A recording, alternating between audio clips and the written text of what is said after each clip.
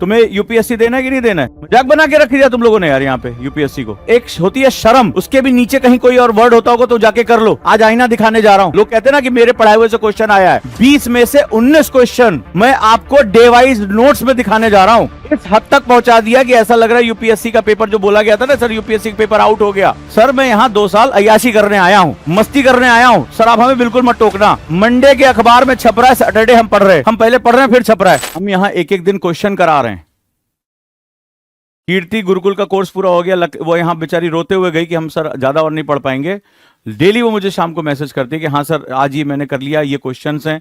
एक स्टूडेंट मुझे करके भेज रहा है कि सर इतने क्वेश्चन डायरेक्टली क्लास से फंसे। और इतनी बेशर्मी है तुम लोगों के अंदर, और खासतौर पे चलो ये तो बेशर्म है, ठीक है, तुम्हें यूपीएससी देना है कि नहीं देना है? एक भी पेपर का एनालिसिस करके नहीं भेजा। किस दिन के लिए तुम लोग जीरो समझ में नहीं आ रहा है? तुमसे नहीं हो, इतने दिन से पढ़ रही हो कि जीएस पेपर 1 या जीएस पेपर 3 में से हम कुछ करके दिखा दें। मजाक बना के रख दिया तुम लोगों ने यार यहाँ पे यूपीएससी को। मतलब एक होती है शर्म, उसके भी नीचे कहीं कोई और वर्ड होता होगा तो जाके कर लो। वो बहने आकांक्षा बैठी हुई हैं, कितने महीने से पढ़ रही हो? सिलेक्शन वाली क्लास की है? आज आईना दिखाने जा रहा हूं। आज ये नहीं पूछूंगा कि कितने क्वेश्चन मेरे पेपर से आए हैं। आज आपको मैं बताऊंगा कि यहां मुझे कॉपी चाहिए कि किस दिन कौन सा चैप्टर पढ़ा है, और आज आपको आंख के सामने दिखाऊंगा। लोग कहते हैं ना कि मेरे पढ़ाए हुए से क्वेश्चन आया है, आज मैं वो नहीं बताने जा रहा हूं। आज इस सिलेक्शन वाली क्लास ने इतनी ऊंचाई क्रिएट कर दी है, मिराकल क्रिएट किया है। 20 में से 19 क्वेश्चन, 20 में से 19 क्वेश्चन मैं आपको डे वाइज नोट्स में दिखाने जा रहा हूं। मतलब देख के मेरा खुद दिमाग हिल गया, ऐसा लग रहा है कि उसी क्लास से उठा के सारे पेपर को बना दिया।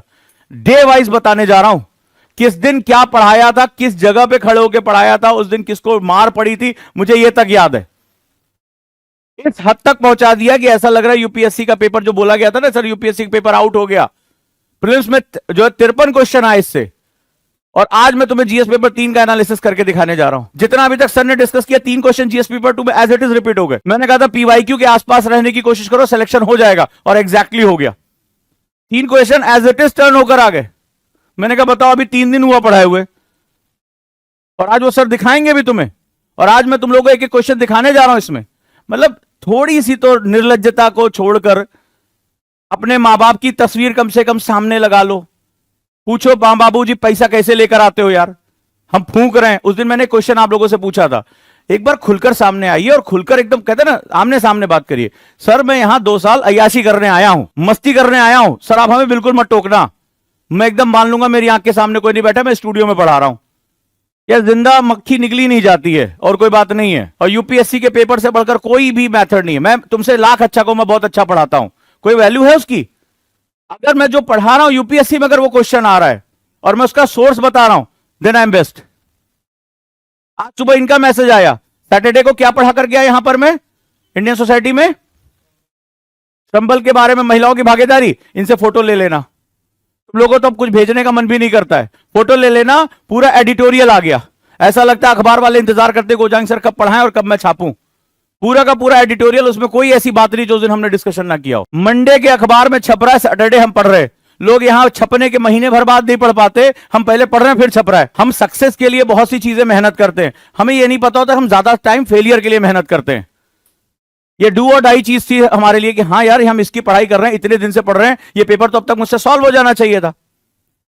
2 महीने 3 महीने इतिहास पढ़ लिया, लाओ 4 क्वेश्चन हम अटेम्प्ट करके देखे। यहां ज्ञान करते, मैं 1 साल में पूरा कोर्स क्यों नहीं किया तुमने? 4 पेपर 3 पेपर सॉल्व क्यों नहीं मुझे भेजा? मुझे भी अच्छा लगता हाँ मेरा स्टूडेंट पढ़ रहा है और रिप्लाई कर रहा है अच्छे से। दुनिया भर की सारी बकैतियां खुलकर एक बार बोल दो ना कि सर देखो हमसे नहीं हो पाएगा, हमें एकदम डेड बॉडी मान के चलो। तो भी वे फीस जमा कराएं, कहां इंस्टॉलमेंट कर रहे हैं, जमा करो, फिर हम भी तुम्हें साथ ऐसे ही ट्रीट करें। ये एटीट्यूड ठीक नहीं है तुम्हारा, बार बार एक ही चीज को टोकना। जीएस पेपर 3 पे हम आ रहे हैं, इकोनॉमिक्स। ये 3 पेपर की अगर मैं बात करूं तो पिछले मैंने आपको दिखाया था, पिछले 5 साल के टॉपर्स का रिजल्ट आपको दिखाया था। पिछले 5 साल के टॉपर में सबसे खराब मार्क्स कहां से आ रहे हैं? जीएस पेपर 3 में। जितने भी टॉपर्स हैं, जितने भी टॉप 10 रैंकर हैं, सबसे खराब मार्क्स आ रहे हैं हमारे जीएस पेपर 3 में। चाहे वो किसी को भी उठा के देख लो, 100 नहीं पहुंच रहे हैं वो लोग, 98, 96, 250 में 100 नंबर जो है 100 नंबर भी नहीं मिल रहे। इतना ज्यादा ये वैरायटी का पेपर है। तो चलो जरा देखते हैं इसमें क्या है जीएस पेपर 3 में। तो किसको ये पता ही नहीं कि जीएस पेपर 3 में क्या क्या होता है? सिलेबस के लिए बोला था सबसे पहले कि हमेशा अपने साथ सिलेबस रखो, बिल्कुल सही है, पलटो देखो, गुड। तो सिलेबस सबसे पहले रखने की आदत डालो, जैसे ही देखो उसको कैटेगराइज करो कि किस पार्ट में किस पॉइंट से निकल कर आया है। और ये पेपर आ जाओ, पहले क्वेश्चन पे हम आते हैं, एनालिसिस थोड़ा सा कर लेते हैं। मतलब ना मुझे ना बहुत हिम्मत करके इस क्लास में आना पड़ता, सच्चाई में कह रहा हूं, क्योंकि अपने सामने इतनी चीजें बर्बादी देके अच्छा नहीं लगता। डायरेक्ट क्वेश्चन है, और मुझे डे बताओ किस दिन पढ़ाया था मैंने। मैं अभी सोर्स निकालने जा रहा हूं, मुझे डे बताओ। भारत के विशेष संदर्भ में मानव विकास सूचकांक एसडीआई तथा असमानता समायोजित मानव विकास सूचकांक आईएसडीआई, डायरेक्टली ये क्वेश्चन है, पहला क्वेश्चन और डायरेक्टली क्वेश्चन है। मुझे डे बताओ। नोट्स क्या है तुम्हारे सिलेक्शन वाली क्लास के? क्वेश्चन निकालो किस दिन मैंने पढ़ाया था आईएसडीआई, निकाल के दिखाओ। ऑनलाइन वाले टॉफी देंगे, तुरंत के तुरंत ये सब भेजते हैं। आज एक पेपर साइन करो, किसको किसको मुझे साल 2 साल बिल्कुल उसको टच नहीं करना है, उसकी तरफ मुझे देखना ही नहीं है कि वो कौन है। बिल्कुल दिल खोल कर देखो, जैसे हमारे यहां मैंने ऑनलाइन उस दिन पढ़ाया मेंटरशिप के स्टूडेंट को, mind set is very important, कि हम कहां है बता दो। तो बच्चों ने लिख के मुझे दे दिया कि सर एक्चुअली में ऐसी ऐसी प्रॉब्लम थी, ऐसी ऐसी बात है, आप भी मुझे लिख के दे दो। एसपी सर अपना मीठी मीठी बातें करके काम चलाते रहेंगे, मैं झेल नहीं पाऊंगा। ये सिलेक्शन वाली क्लास के लिए मैंने बहुत मेहनत की थी, आपको इतना बड़ा गिफ्ट दिया था, और सामने देखिए आप। डे निकालो, आईएसडीआई किस दिन पढ़ाया? बोलो नहीं पढ़ाया, मैं नोट्स दिखाऊंगा तुम्हें अभी। किस दिन है, डेट बताओ मुझे, निकालो, सर्च करो। जो लोग पिछले साल अक्टूबर से मेरे साथ इस क्लास में थे, डायरेक्ट क्वेश्चन है, नहीं है? ये उस दिन अखबार में आया था और उसी दिन पढ़ाया था। डे बताओ मुझे, सर ना हिलाओ, मुझे डेट चाहिए। मैं वो वाला अब वो आगे निकल गया उस चीज से, मेरी क्लास से क्वेश्चन आया, मेरी क्लास से क्वेश्चन आया। सोर्स बताओ मुझे। चलो क्वेश्चन देख लो, फिर मैं सोर्स खोलता चला जाता हूं किस दिन पढ़ाया, क्योंकि मेरे पास तो डिजिटल सब डिवाइस रहता है, तो मैं आपको डिजिटल ही दिखाता हूं किस दिन क्या पढ़ाया था, और मैच कर लेना उसको। और एक तो 4 अक्टूबर का दिन ऐसा था दिन, 4 अक्टूबर से इस बार पहला जीएस का डायरेक्टली क्वेश्चन आया। हमारी तीसरी क्लास थी ना 4 अक्टूबर को, और उससे प्रीलिम्स में क्वेश्चन आया, मेंस में भी क्वेश्चन आ गया उस दिन से। चलो, तो भारत के विशेष संदर्भ में ध्यान से क्वेश्चन को लिखो, जिनको सिखाया कोडिंग करो, एटलीस्ट कोड क्वेश्चन को बार बार क्रैक करना सीखो। जो फ्रेशर स्टूडेंट है, क्वेश्चन तो पढ़ना सीखो, क्वेश्चन क्या कह रहा है, क्वेश्चन के रिसोर्स को जानने की कोशिश करो। यही तुम्हारा माई बाप है यार, मेंस ही तुम्हारा माई बाप है। अब तक तुम्हें पेपर उठा के सबको कम से कम चिट इतनी बार बताया, लबास्ता के स्टूडेंट का मैसेज हर दिन बोलता हूं, आज भी पढ़ाकर सुबह आया हूं कि टॉपर्स क्या क्या गलतियां नहीं करते। उसमें भी ये था भाई, डेली लिखना है, हर समय बैठ के लिखते रहना है। गुरुकुल में एक नियम बना दिया, हाथों से बोलना, उसके बावजूद भी तुम्हारी जो है। मैं आपको रिसोर्स बताता, आज मैं डिवाइस बताता जाऊंगा, आप आश्चर्य करेंगे। 20 में से 19 क्वेश्चन, 20 में से, टोटल 20 में से, ये रिकॉर्ड है, हिस्ट्री है, 20 में से 19 क्वेश्चन डायरेक्टली आए हैं। बताओ आईएसडीआई किस दिन पढ़ाया था? ऑनलाइन वालों के तो मैसेज आने शुरू हो गए। क्वेश्चन कह रहा है भारत के विशेष संदर्भ में मानव विकास सूचकांक एसडीआई, तो एसडीआई पे एक नया सेगमेंट आया था, असमानता समायोजित मानव विकास। जब यह बात हुई कि भारत में अमीर और गरीब के बीच का अंतर बढ़ता जा रहा है, तो inequality adjusted human development index आया। तो उस दिन मैंने पढ़ाया था कि यह भारत के लिए जरूरी क्यों है। वर्ग संघर्षों के बारे में हमारी बात हुई थी उस दिन ये बताया था कि जिस तरह से जैसे अंबानी अडानी के बारे में बात होती है कि भारत के कुछ अमीरों के पास ढेर सारा पैसा चला गया है, लेकिन जब हम पर कैपिटा इनकम कैलकुलेट करते हैं तो क्या होता है, सबको डिस्ट्रीब्यूट कर देते हैं कि रिक्शे वाले के पास भी 20,000 है, अंबानी के पास भी 20,000 है, लेकिन ऐसी सच्चाई होती नहीं। एग्जैक्टली ये एग्जाम्पल लिया था मैंने। और फिर यहां पर बात हुई थी आईएसडीआई को समावेशी समृद्धि का बेहतर सूचक क्यों समझा था, यानी कि पैसा सभी के हाथ में होना चाहिए, यानी आय के वितरण का सिद्धांत है, मेथड ऑफ रिसोर्स डिस्ट्रीब्यूशन। फिर यहां से बात निकल कर कि रिसोर्स क्या होता है, याद आ रहा है कुछ? हाँ जी मैडम, कुछ याद आ रहा है या पूरी क्लास में दोबारा दोहराऊं? फिर मैंने आपसे बात की कि रिसोर्स क्या होता है, रिसोर्स के बारे में मैंने पढ़ाया कि ये क्या होता है, वैल्यू एडिशन की सबसे इंपॉर्टेंट सर्च है। रिसोर्स नहीं रहेगा तो आप कभी वैल्यू एडिशन कर ही नहीं पाओगे। तो inequality adjusted human development index पढ़ाया था मैंने आप लोगों को। क्लियर? कहां क्लास हुई थी, जगह बता देता हूं। जब ये हमारा कैंपस था बगल में, वहां पे हमारी पहली क्लास हुई थी, और उस दिन ये पढ़ाया था। अभी दिखाता जाऊंगा, टेंशन ना लो। क्वेश्चन को ध्यान से समझो। कह रहा है कि आईएसडीआई को समावेशी समृद्धि का एक बेहतर सूचक क्यों समझा जाता है। The question UPSC ask why. तो व्हाई का मतलब क्या हुआ इस क्वेश्चन में? सबसे पहले, ठीक है, क्या है क्वेश्चन? किस कोड का क्वेश्चन है, सिखाया था? जब हमें कंपैरिजन भेद करना होता है किस कोड का क्वेश्चन होता है? किस कोड का क्वेश्चन होता है, सब लोग बताओ। जब हमें भेद करना तो इसमें एक तरफ एसडीआई लिखना है, एक तरफ आईएसडीआई। फिर इसके बाद दूसरा क्या कह रहा है, आईएसडीआई को समावेशी समृद्धि, यानी कि वाई इज द, वाई लग गया, क्यों, कारण, is the ISDI consider better indicator for inclusive growth. तो इंक्लूसिव ग्रोथ के रेफरेंस में लिखना, किसके रेफरेंस में? इंक्लूसिव ग्रोथ के रेफरेंस में। जितने भी लोग नए हैं ध्यान से समझें, पहला उनका काम है, नए का मतलब होता है नई मानसिकता के, उम्र से, और यहां पर उन्होंने कितना समय बिताया इस पे फोकस मत करिएगा आप लोग। आपको सबसे ज्यादा फोकस करना है, अभी ये कल पेपर हुआ है, आपको सबसे पहले इनको रखना पड़ेगा, इसको बार बार पढ़िए। अभी आज एसपी सर भी जो है जीएस पेपर 2 को डिस्कशन करेंगे, क्योंकि इससे आपको पता चल जाएगा सोर्स कहां जा रहा है। और जो मैंने डायनामो स्टैटिक का काम शुरू किया था, जिसके लिए कहा गया कि ये सिलेक्शन वाली क्लास ब्रह्मास्त्र है, वो ब्रह्मास्त्र निकला। पेपर का दिन नहीं मिला तुम्हें? आईएसडीआई का क्वेश्चन किस दिन मैंने लिखवाया था? डे बताओ मुझे, डे, किस डेट को मैंने पढ़ाया था? डेट वाइज हम क्वेश्चन लिखते थे ना। मैंने जगह खड़े होकर बता दी, मैंने कौन सा एग्जांपल दिया ये बता दिया, तो अक्टूबर या नवंबर 2 में से एक क्लास हुई होगी है। फिर नवंबर के बाद तो वहां से चले गए थे, तो कौन से दिन की क्लास है? लिखा है कहां, दिखाओ क्वेश्चन, दिखाओ कहां लिखा हुआ है, सोर्स बताओ मुझे, लाओ। क्वेश्चन मिला कि नहीं मिला ये बताओ।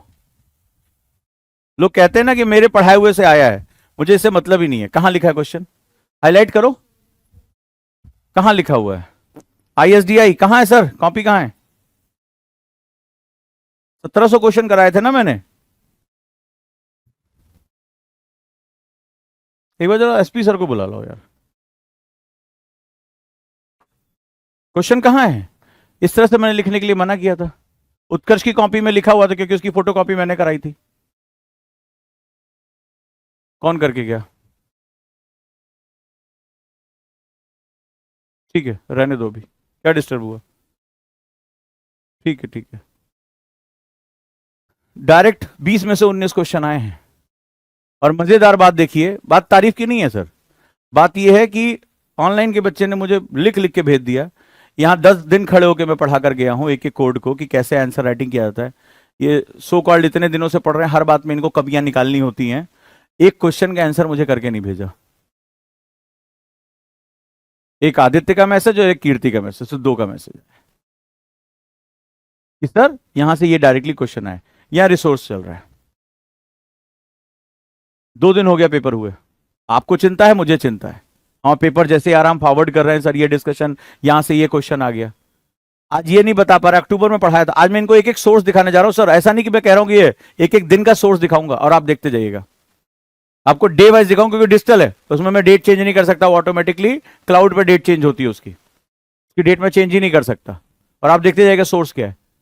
इस हद तक हम प्रिसाइज हो चुके हैं। लेकिन ये इतने लोग हैं यहाँ पे, 5-6 महीने से कोई पढ़ रहा है, कोई एक क्वेश्चन का आंसर देने की हालत में नहीं है।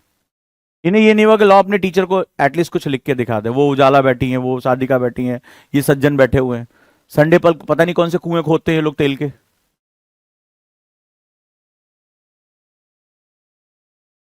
बैठे इनसे बातें करा लो। अभी पूछो गुरुकुल में कमियां क्या हैं, अरे सर पुराण लिख देंगे ये लोग एक नया।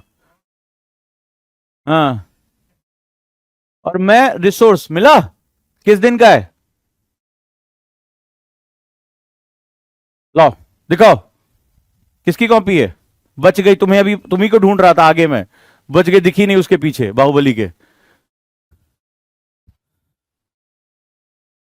तुमसे ये भी नहीं हो रहा बेटा कि दोबारा क्वेश्चन पढ़ लो? इस क्वेश्चन से तुम्हें एक चीज समझ में आएगा, 3 साल का करंट अफेयर्स पूछ रहा है। इस क्लास में कोई माई कलाल है, ऑनलाइन में भी पूछ रहा हूं। एक मेरे मुंह से भारतीय टोका मैक की आईटीआर प्रोजेक्ट के बारे में मैंने कई बार पढ़ा है, 5-6 बार पढ़ा है। जब भी नाभिकीय संलयन पढ़ाता था, चाहे ज्योग्राफी में पढ़ाओ चाहे यहां पढ़ाओ, आईटीआर पढ़ाता। भारत के आईटीआर का नाम क्या है? भारत के आईटीआर का नाम क्या है? भारत को आईटीआर प्रोजेक्ट में क्यों लिया गया था? मैंने कहानी सुनाई थी। भारत इतना पैसे वाला देश नहीं था कि उसको आईटीआर में लिया जाए, इंटरनेशनल थर्मोन्यूक्लियर एक्सपेरिमेंटल रिएक्टर। जल्दी बताओ ऑनलाइन वाले, भारत के आईटीआर का नाम क्या था? मैंने बताया था कि मुझे पहला प्राइज इसी पेपर को प्रेजेंट करने में मिला था। अपने कॉलेज की स्टोरी तुम्हें सुनाई थी।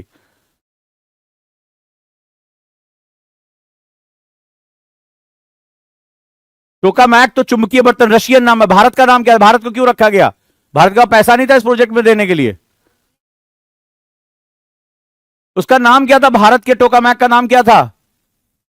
और उस दिन मैंने एग्जाम्पल भी दिया था, और यहीं पे कहां पर, सेक्टर 48 में खड़े होकर मैंने बोला था कि बेटा तुम्हें भी ज्योग्राफी में पढ़ाया, बेटा मोनिका तुम्हें भी पढ़ाया हुआ है।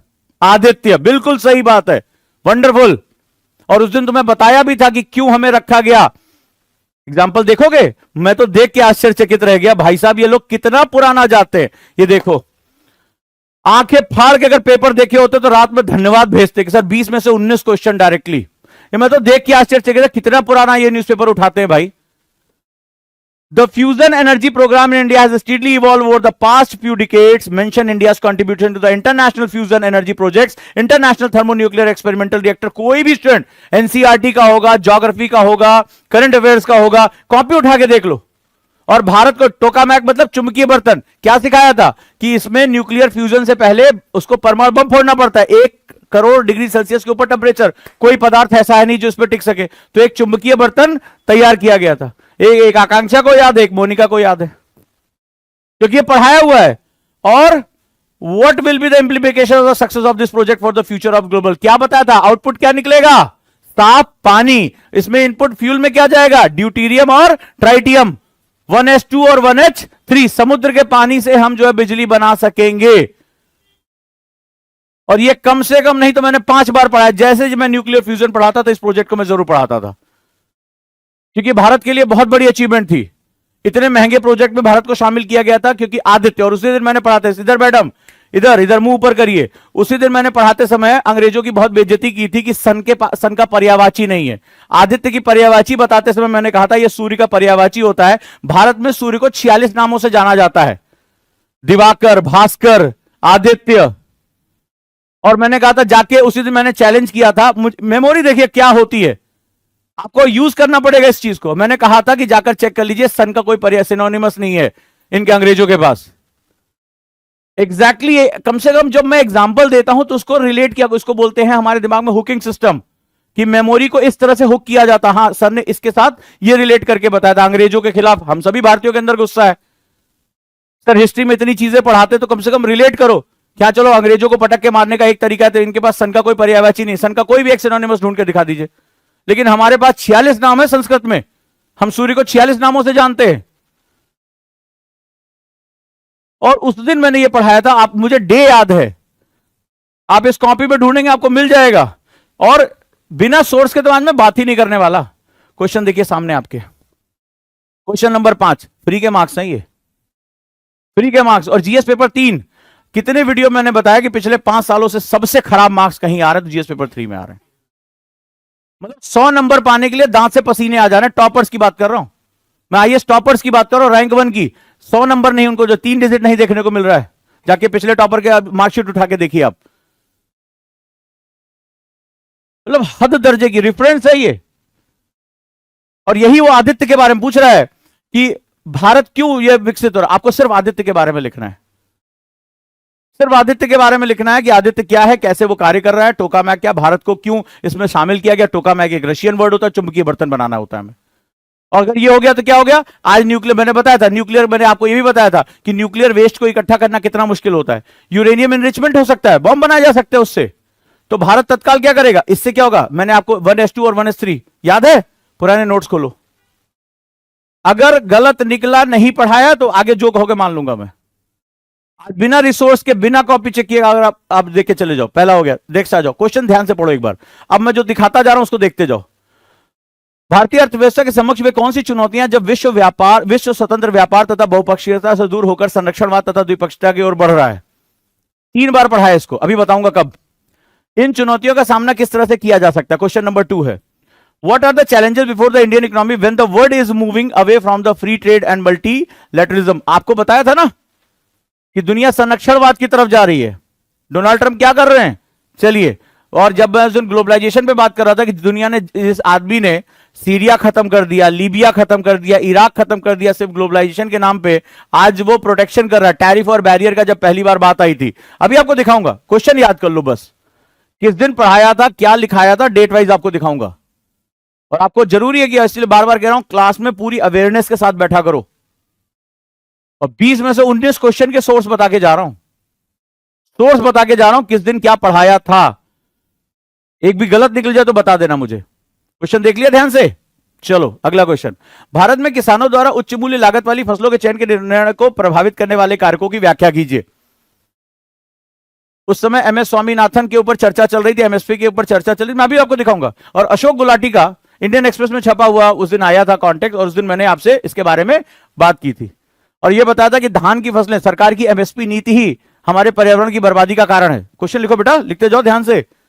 यही तुम्हारी स्टार्टिंग है, यही बिगिनिंग है, इस पर अपना पूरा दिमाग लगा दोगे जितने भी लोग हैं। यूपीएससी के क्वेश्चंस के जितने आसपास रहोगे उतना सिलेक्शन के चांसेस बढ़ जाएंगे। Explain the factors influencing the decision of the farmer on the selection of the high value crops in India. High value crops कौन है? एमएसपी। हाई वैल्यू कौन तय कर रहा है? एमएसपी। एमएसपी किसका सबसे ज्यादा? चावल और गेहूं का। चावल कैसी फसल? मैंने एग्जांपल कौन सा लिया था, याद दिलाऊं? जयपुर। मैंने कहा मैं जयपुर गया था और वहां लोग चावल खा रहे थे। रेगिस्तानी क्षेत्र में जहां पानी की कमी है वहां पर चावल मुख्य आहार बन चुका है। इंडिया की स्टेपल क्रॉप है। और राइस कैसी क्रॉप होती है? Water intense crop. और फिर मैंने आपको बताया था कि इससे सबसे बड़ा नुकसान क्या हो रहा है? भूमिगत जल का दोहन हो रहा है, क्योंकि भारत में नहरें और नदियों का जाल नहीं बिछाया गया, तो ग्राउंड वाटर एक्सट्रैक्ट हो रहा है। देखते जाइए। अभी एक क्वेश्चन बस याद कर लीजिए, अभी रेफरेंस आपको दिखाता हूं। नेक्स्ट क्वेश्चन क्या है? भारत में कृषि वस्तुओं की आपूर्ति श्रृंखला प्रबंधन के क्षेत्र तथा महत्व के विस्तार से व्याख्या कीजिए। Elaborate the scope and significance of the supply chain management of the agriculture commodities India. किस दिन पढ़ाया था ये? मैं तो रिसोर्स आज दिखाने जा रहा हूं। सरकार ने 1 लाख करोड़ रुपए की परियोजनाओं को, कृषि क्षेत्र की परियोजनाओं का उस दिन क्या किया था? कौन था मिनिस्टर उस दिन? फरवरी की न्यूज है ये। वैष्णव साहब को नया मंत्रालय मिला है, मिला था एग्रीकल्चर में, जब उस दिन शिवराज सिंह चौहान ने अभी कृषि मंत्रालय का कार्यभार नहीं संभाला था। तो उस समय के लिए कौन था? अश्विनी वैष्णव जी। और उस समय क्या हुआ था? 1 लाख करोड़ रुपए की कृषि क्षेत्र की परियोजनाओं का उद्घाटन हुआ था और उस दिन मैंने पढ़ाया था। और ये किस पेपर में है? जीएस पेपर 3 में। क्या, कहां पर है, किस नाम से जाना जाता है सिलेबस में? किस नाम से जाना जाता है बेटा? सिलेबस में किस नाम से जाना जाता है ये? जीएस पेपर 3 में ये क्वेश्चन कहां है? 3 में कहां, किस नाम से है ये?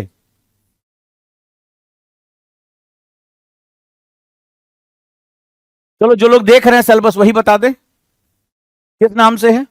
सिलेबस को डिकोड करना सबसे जरूरी है ना। आज सुबह भी पढ़ा है ना कि टॉपर्स जो है सिलेबस चंकिंग करते हैं, तो सिलेबस चंकिंग करो। तो चलो चलो चलो बताओ फटाफट। बहुत बढ़िया। किस नाम से उजाला? क्या बात कर रहे हो यार, क्या कह रहा है ये? और इसके लिए मैं तुम्हें कई बार डांट चुका हूं। सप्लाई चेन कहां है तुम्हारे पास? एक वर्ड तुम्हें मिला, up streaming and down streaming. कहां है, किस लाइन में है?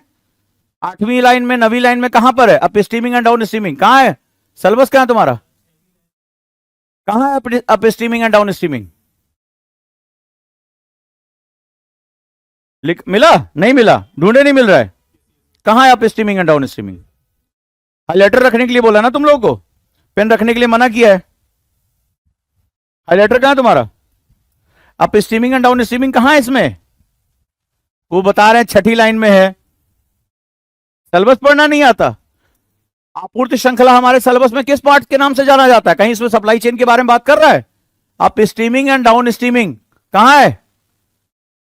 कई लोग पढ़ ही रहे हैं, पहली बार सिलेबस ढंग से पढ़ने की कोशिश कर रहे हैं। जीएस पेपर 3, अरे वो तो ऊपर लिखा हुआ है यार, कौन सी बुद्धि हमें दे रहा हम? जीएस पेपर 3 का एनालिसिस कर रहे हैं।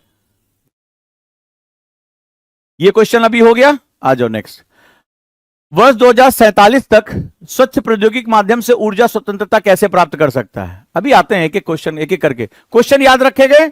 आप लोग के पास पीडीएफ है, सब लोग अभी खोल लो। How can India achieve energy independence through clean technology by 2047? How can biotechnology can play a crucial role in this endeavour? Sector 50 में मैं खड़ा हुआ था, एग्जाम से पहले की बात है, मार्च में, और एक दिन मैंने ग्रीन एनर्जी पर पूरी लंबी चौड़ी क्लास, गंगा वाली क्लास के बाद मैंने सबसे लंबी क्लास ग्रीन एनर्जी की ली थी, जहां पर मैंने ग्रीन एनर्जी, बायोटेक्नोलॉजी का प्रयोग, कार्बन कैप्चरिंग, ठीक है, कितने तरह के जो है वो क्या नाम है ग्रीन एनर्जीज होती हैं, ग्रीन, ब्लू, ब्राउन, सब पढ़ाया था। और कहा था क्वेश्चन आ जाएगा, प्रीलिम्स में नहीं आया, मेंस में आ गया। अभी याद दिलाऊंगा कब किस दिन पढ़ाया था। कार्बन कैप्चर, बताने की जरूरत ही नहीं है। कार्बन कैप्चर, क्वेश्चन लिखो, वर्ड लिखो यार, इसको ध्यान से पढ़ो। आज आज ना हो तो अच्छा, डांट बहुत कसके पढ़ने वाली है। हाँ जी, कार्बन कैप्चर, उसी दिन ये पढ़ाई थी टेक्नोलॉजी। उम्मीद थी कि प्रीलिम्स में आएगा और आ गया मेंस में। तुमसे एक भी आंसर नहीं लिखा गया, भेजा तुमने एक भी आंसर। भारत में तटीय जलभृत में समुद्री जल घुसपैठ एक मुख्य चिंता का विषय है। समुद्री जल घुसपैठ के क्या कारण है तथा ऐसी आपदा का सामना करने के उपचारात्मक उपाय क्या हैं? Sea water intrusion in the coastal aquifer is a major concern in India. What are the causes of sea water intrusion and the remedial measures to combat this hazard? Question याद रहेगा। अभी मैं सोर्स दिखाने जा रहा हूं, ठीक है। Next one, terrorism is a global scorch, how has it manifest in India? Elaborate, ये तो सर ने भी पढ़ाया होगा। मैंने कहा था जीएस पेपर में इंटरनल सिक्योरिटी से 4 ही क्वेश्चन आते हैं, गिन के 4 क्वेश्चन आते हैं, और वो 4 क्वेश्चन फिक्स हैं। और मैंने कई बार जहां सिलेबस पे भी डिस्कशन करते, एक तो सी वाटर देख लेना, एक जो है वो लेफ्ट विंग एक्सट्रीमिज्म देख लेना, कश्मीर के केस में देख लेना, और नॉर्थ ईस्ट देख लेना, राइट। तो क्या हो रहा है आप देखना, 4 ही टॉपिक आएंगे। और अब यहां पे देखते जाओ। आतंकवाद एक वैश्विक महाविपत्ति है, भारत में किस रूप में प्रकट हुआ? समसामयिक उदाहरणों से व्याख्या कीजिए। राज्य द्वारा कौन से जवाबी उपाय अपनाए गए हैं? पहलगाम वाला, आप उरी अटैक, किसी को भी उठा के आप इसमें लिखना शुरू कर दो। तो मोस्टली जो है हमें जो कश्मीर के क्षेत्र से दिखाई पड़ा आज की डेट में, हमने वहीं पर इसको रोक दिया है। अगला देखते जाइए, 4 ही पॉइंट बताए थे ना, देख सको। भारत सरकार ने हाल ही में घोषणा की वामपंथी उग्रवाद एलडब्ल्यूई फरवरी में पढ़ाया था, 2026 तक समाप्त कर दिया जाएगा। आप, ये गृह मंत्री का स्टेटमेंट था यार, उस दिन बहुत लंबी चौड़ी चर्चा हुई थी। क्वेश्चन याद रखो, अभी तुम्हें सोर्स बताने जा रहा हूं। लेफ्ट विंग एक्सट्रीमिस्ट, वही 4 क्वेश्चन है एकदम फिक्स। ये सबसे फ्री मार्क्स होते हैं जीएस पेपर 3 के। इंटरनल सिक्योरिटी लिख लो इसको, disaster management and internal security, fix marks हैं ये। आगे देखते जाओ, क्या समझते जनता इससे कैसे प्रभावित है? लेफ्ट विंग एक्सट्रीमिज्म को समाप्त करने के लिए सरकार ने क्या उपाय किया? अच्छा, एक बात और ध्यान रखना, थोड़ा थोड़ा ना अंग्रेजी सीखते रहे ना, जो हिंदी माध्यम वाले हैं। शुद्ध हिंदी में देखो क्या लिख रहा है, एलडब्ल्यूई लिख के भेज रहा है, ये यूपीएससी है बाबू, तो बहुत ध्यान से समझाइए किस प्रकार राजकोषीय स्वास्थ्य, इसमें तो दो डंडे पड़े थे उस दिन, ठीक है। एफएचआई भारत में यानी कि राजकोषीय स्वास्थ्य, जब मैंने क्या पढ़ाया था? हाँ जी, एक क्वेश्चन पूछा था जिस दिन 2 लोग उस दिन पिटे थे, दोबारा जब ये पढ़ाया था कि भारत में राजकोषीय प्रबंधन अधिनियम, कुछ याद आ रहा है? टारगेट्स पूछे थे कि कितना हमारा रखा गया है। भारत में राज्यों के राजकोषीय प्रदर्शन के आकलन के उपकरण के रूप में प्रयोग किया जा सकता है। यह किस प्रकार राज्यों को विवेकपूर्ण तथा संपोषणीय राजकोषीय नीतियों को अपनाने के लिए प्रोत्साहित करेगा? और उसी समय निर्मला सीतारमण का एक कंट्रोवर्सी हुई थी, याद आ रहा है? नहीं याद आ रहा है।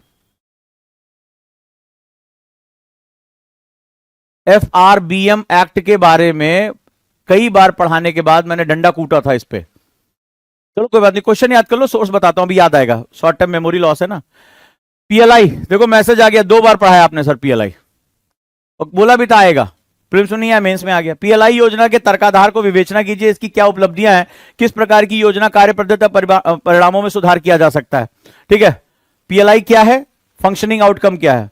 भारत में घटता भूजल योजना में भी पढ़ाया था, और अभी आपको रिसोर्स बताने जा रहा हूं कि भारत में जो उसी दिन जब ये हमने बात की थी, तो ये भी हमने ग्राउंड वाटर के बारे में बात की। फिर इसके बाद ग्राउंड वाटर में मैंने आपको 10 नए शब्द भी सिखाए थे, ठीक है। सेक्टर 50 में खड़े होकर जो चार्ट मेथड में कि ग्राउंड वाटर के मेथड्स क्या क्या होते हैं, चलो याद रहेगा। भारत में खाद्य प्रसंस्करण, scope of the food processing industries in India, एलिब्रेट the measures taken by the government in the food processing industry for the generating employment opportunities. Next one is nano technology पे क्वेश्चन है, साइंस एंड टेक। कौन सा question आ रहा है? Applied science आ रहा है, जो चर्चा में है, जो आप बेसिक्स पढ़ रहे हो वो नहीं, अप्लाइड जो लगातार चलता है, जिसका जनता के हित से है। क्वेश्चन का फॉर्मेट समझ लो क्या है, ठीक। चलें शुरुआत करें, क्वेश्चन याद हो गए, सर भी यहां खड़े हैं। भारत में एक सेमीकंडक्टर, हंसी वाली बात है क्योंकि उस दिन प्रधानमंत्री आए थे सेमीकॉन इंडिया का उद्घाटन करने के लिए, और अगले दिन ही पढ़ाया था, अगले दिन ही पढ़ाया था। ठीक है, भारत में सेमीकंडक्टर उद्योग के सामने क्या चुनौतियां हैं, बताया भी था, रेयर अर्थ मटेरियल, याद आ रहा है? और ये क्वेश्चन बताओ किस दिन का है, जल्दी बताओ, लो बेटा कॉपी लो। हाँ पीछे, तो बताओ, नहीं तो हम तो बताएंगे ही। नेक्स्ट वन, खनिज संसाधन देश की अर्थव्यवस्था के आधारभूत है, इनका खनन द्वारा शोषण होता है, खनन को प्राकृतिक पर्यावरणीय आपदा क्यों, बताओ किस दिन पढ़ाया था ये बताओ।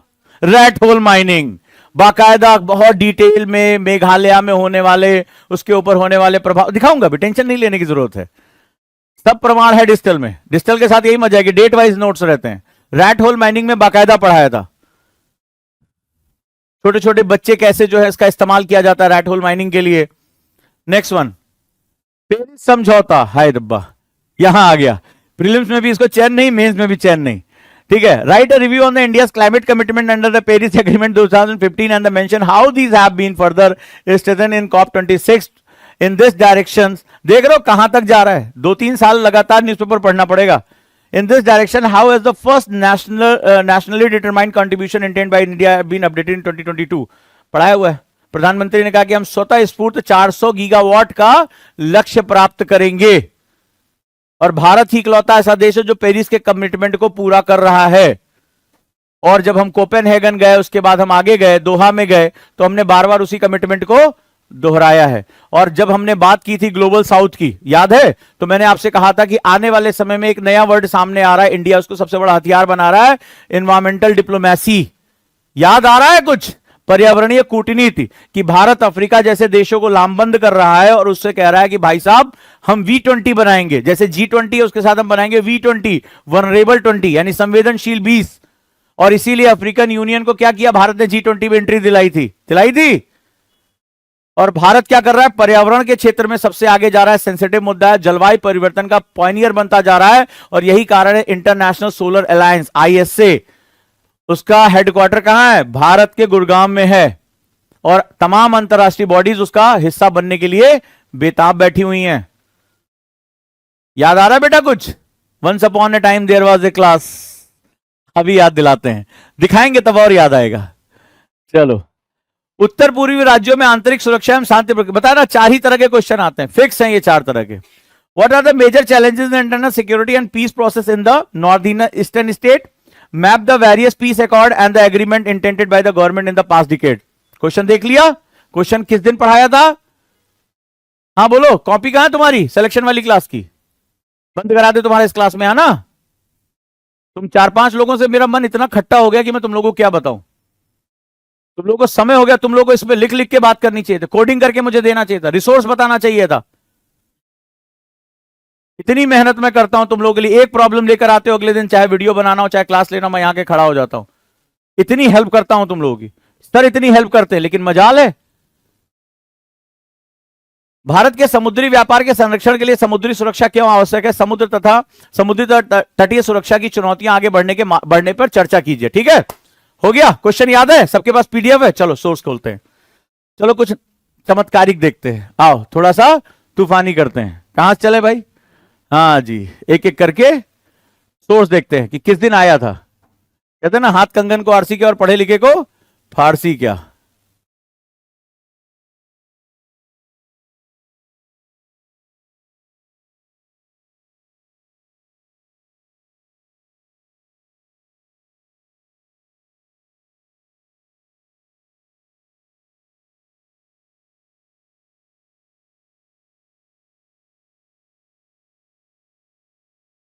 नौ अक्टूबर से शुरू करें। इसमें हमने उस दिन सारा एस जयशंकर की किताब से पढ़ा था, प्रिलिम्स में 2 क्वेश्चन यहां से आए, आ जाओ।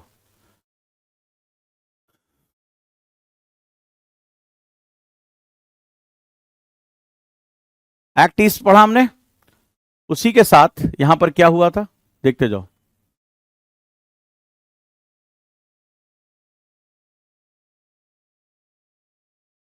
जब ये न्यूज हुई थी राजकोषीय घाटे की तरफ बढ़ रही है, तब वहां पर क्या होता है, उस दिन डिस्कशन हुआ था किस तरह से फ्रीबीज पे बहुत ज्यादा सरकार बर्बाद कर रही है, फ्रीबीज पे।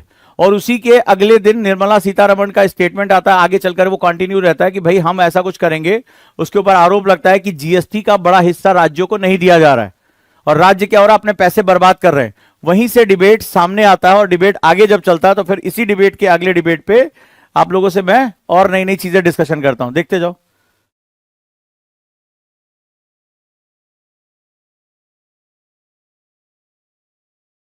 दक्षिणी चीन सागर के मुद्दे पर आसियान के साथ, हाँ जी, आ जाओ। लेफ्ट विंग एक्सट्रीमिज्म पे बातचीत हमारी चल रही है, चल रही है, आ जाओ। सबसे पहले यहीं से हमारी खबर शुरू हो जाती है।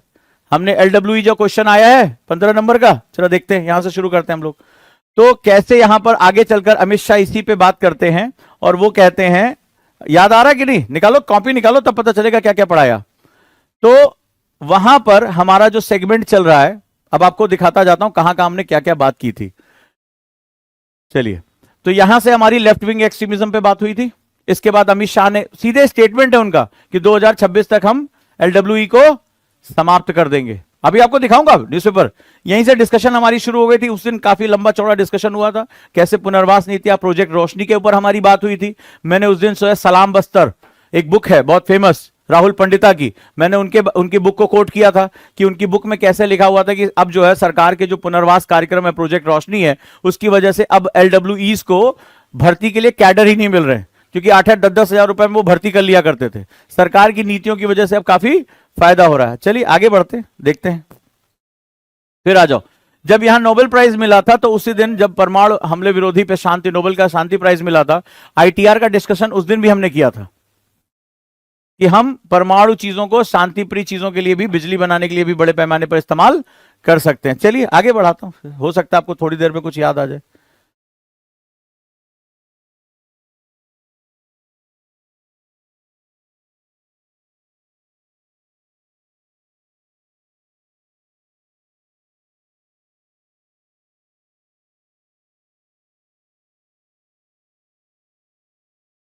अभी तो काफी तुम्हारे क्वेश्चन वहां पे तुम्हें पेपर 2 और पेपर 4 में भी मिलेंगे, टेंशन ना लो। हम्म, आएगा आएगा, क्यों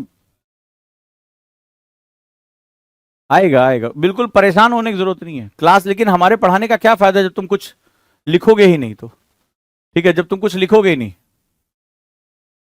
जीएस पेपर 1 का क्वेश्चन है ये, जाके देख लेना इसको, ये जो अर्बन फोरम पढ़ाया था, जीएस पेपर 1 में आया हुआ है। मैं तो अभी केवल 3 की बात कर रहा हूं।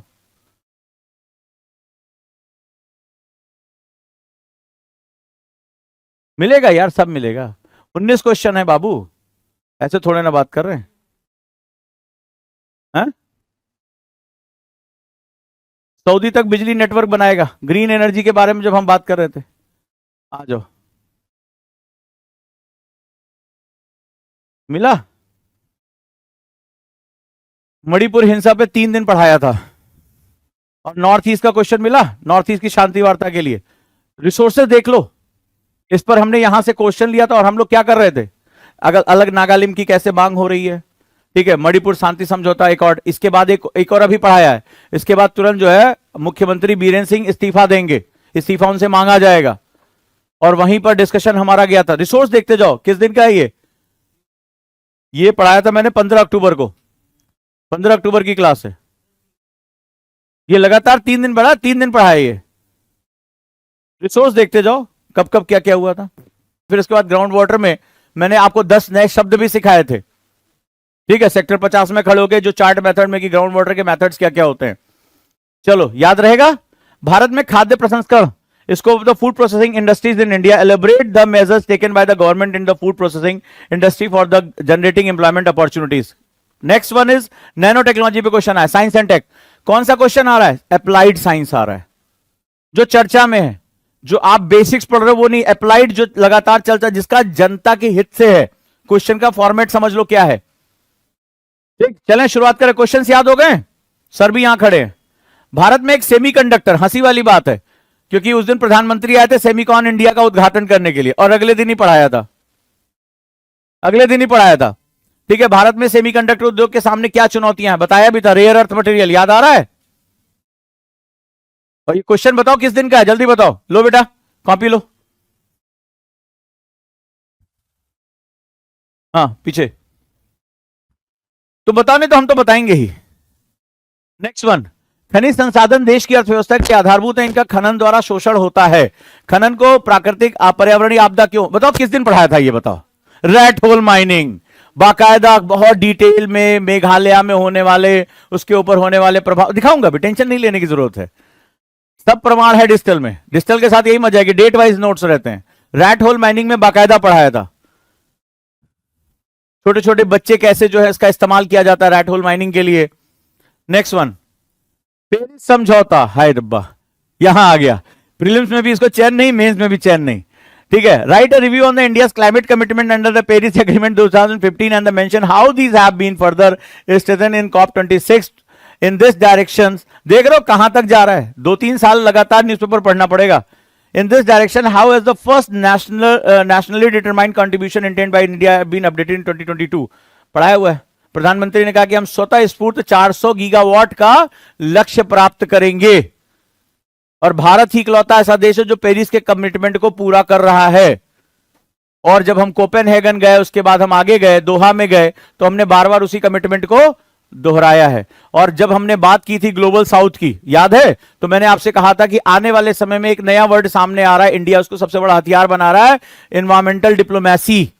याद आ रहा है कुछ, पर्यावरणीय कूटनीति, कि भारत अफ्रीका जैसे देशों को लामबंद कर रहा है और उससे कह रहा है कि भाई साहब हम V20 बनाएंगे, जैसे G20 है उसके साथ हम बनाएंगे V20, वनरेबल 20, यानी संवेदनशील 20।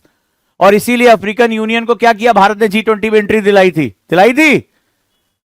और भारत क्या कर रहा है, पर्यावरण के क्षेत्र में सबसे आगे जा रहा है, सेंसिटिव मुद्दा है, जलवायु परिवर्तन का पॉइनियर बनता जा रहा है। और यही कारण है इंटरनेशनल सोलर अलायंस ISA, उसका हेडक्वार्टर कहां है, भारत के गुड़गांव में है, और तमाम अंतरराष्ट्रीय बॉडीज उसका हिस्सा बनने के लिए बेताब बैठी हुई हैं।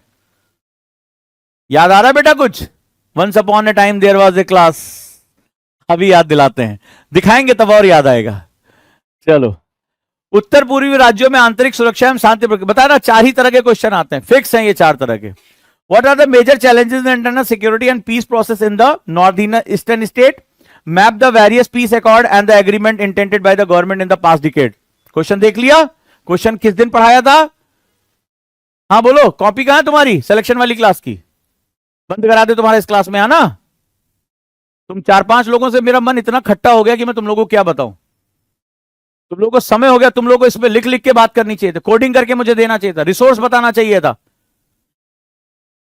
इतनी मेहनत मैं करता हूं तुम लोगों के लिए, एक प्रॉब्लम लेकर आते हो अगले दिन, चाहे वीडियो बनाना हो चाहे क्लास लेना, मैं यहां के खड़ा हो जाता हूं, इतनी हेल्प करता हूं तुम लोगों की, सर इतनी हेल्प करते हैं, लेकिन मजाल है।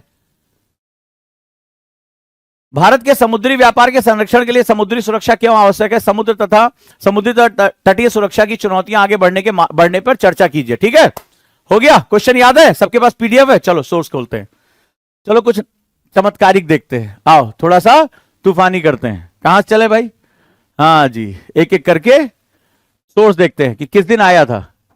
कहते हैं ना, हाथ कंगन को आरसी क्या और पढ़े लिखे को फारसी क्या।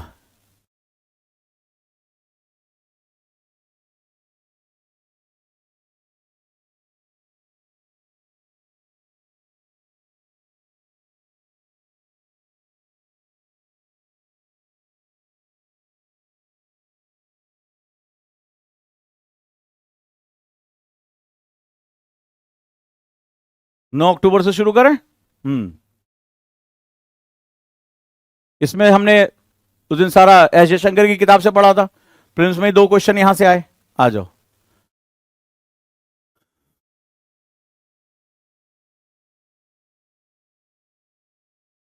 एक्ट ईस्ट पढ़ा हमने, उसी के साथ यहां पर क्या हुआ था देखते जाओ।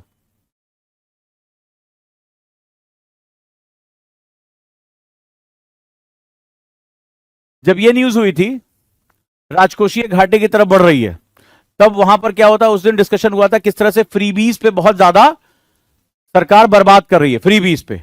और उसी के अगले दिन निर्मला सीतारमण का स्टेटमेंट आता है, आगे चलकर वो कंटिन्यू रहता है कि भाई हम ऐसा कुछ करेंगे।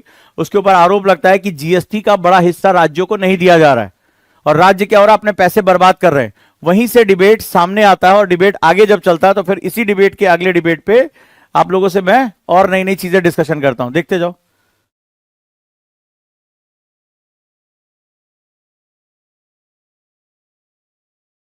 दक्षिणी चीन सागर के मुद्दे पर आसियान के साथ हाँ जी, आ जाओ। लेफ्ट विंग एक्सट्रीमिज्म पे बातचीत हमारी चल रही है, चल रही है। आ जाओ, सबसे पहले यहीं से हमारी खबर शुरू हो जाती है। हमने एलडब्ल्यू जो क्वेश्चन आया है 15 नंबर का, चलो देखते हैं, यहां से शुरू करते हैं हम लोग। तो कैसे यहां पर आगे चलकर अमित शाह इसी पे बात करते हैं, और वो कहते हैं, याद आ रहा है कि नहीं, निकालो कॉपी निकालो, तब पता चलेगा क्या क्या पढ़ाया। तो वहां पर हमारा जो सेगमेंट चल रहा है, अब आपको दिखाता जाता हूं कहां कहां हमने क्या क्या बात की थी। चलिए, तो यहां से हमारी लेफ्ट विंग एक्सट्रीमिज्म पे बात हुई थी। इसके बाद अमित शाह ने, सीधे स्टेटमेंट है उनका कि 2026 तक हम एलडब्ल्यू को समाप्त कर देंगे। अभी आपको दिखाऊंगा न्यूज़पेपर। यहीं से डिस्कशन हमारी शुरू हो गई थी। उस दिन काफी लंबा चौड़ा डिस्कशन हुआ था, कैसे पुनर्वास नीति, प्रोजेक्ट रोशनी के ऊपर हमारी बात हुई थी। मैंने उस दिन सलाम बस्तर, एक बुक है बहुत फेमस राहुल पंडिता की, मैंने उनकी बुक को कोट किया था कि उनकी बुक में कैसे लिखा हुआ था कि अब जो है सरकार के जो पुनर्वास कार्यक्रम है प्रोजेक्ट रोशनी है, उसकी वजह से अब एलडब्ल्यू को भर्ती के लिए कैडर ही नहीं मिल रहे, क्योंकि 8-8 10-10 हजार रुपए में वो भर्ती कर लिया करते थे। सरकार की नीतियों की वजह से अब काफी फायदा हो रहा है। चलिए आगे बढ़ते देखते हैं। फिर आ जाओ, जब यहां नोबेल प्राइज मिला था, तो उसी दिन जब परमाणु हमले विरोधी पे शांति, नोबेल का शांति प्राइज मिला था, आईटीआर का डिस्कशन उस दिन भी हमने किया था कि हम परमाणु चीजों को शांति प्रिय चीजों के लिए भी, बिजली बनाने के लिए भी बड़े पैमाने पर इस्तेमाल कर सकते हैं। चलिए आगे बढ़ाता हूं, हो सकता है आपको थोड़ी देर में कुछ याद आ जाए।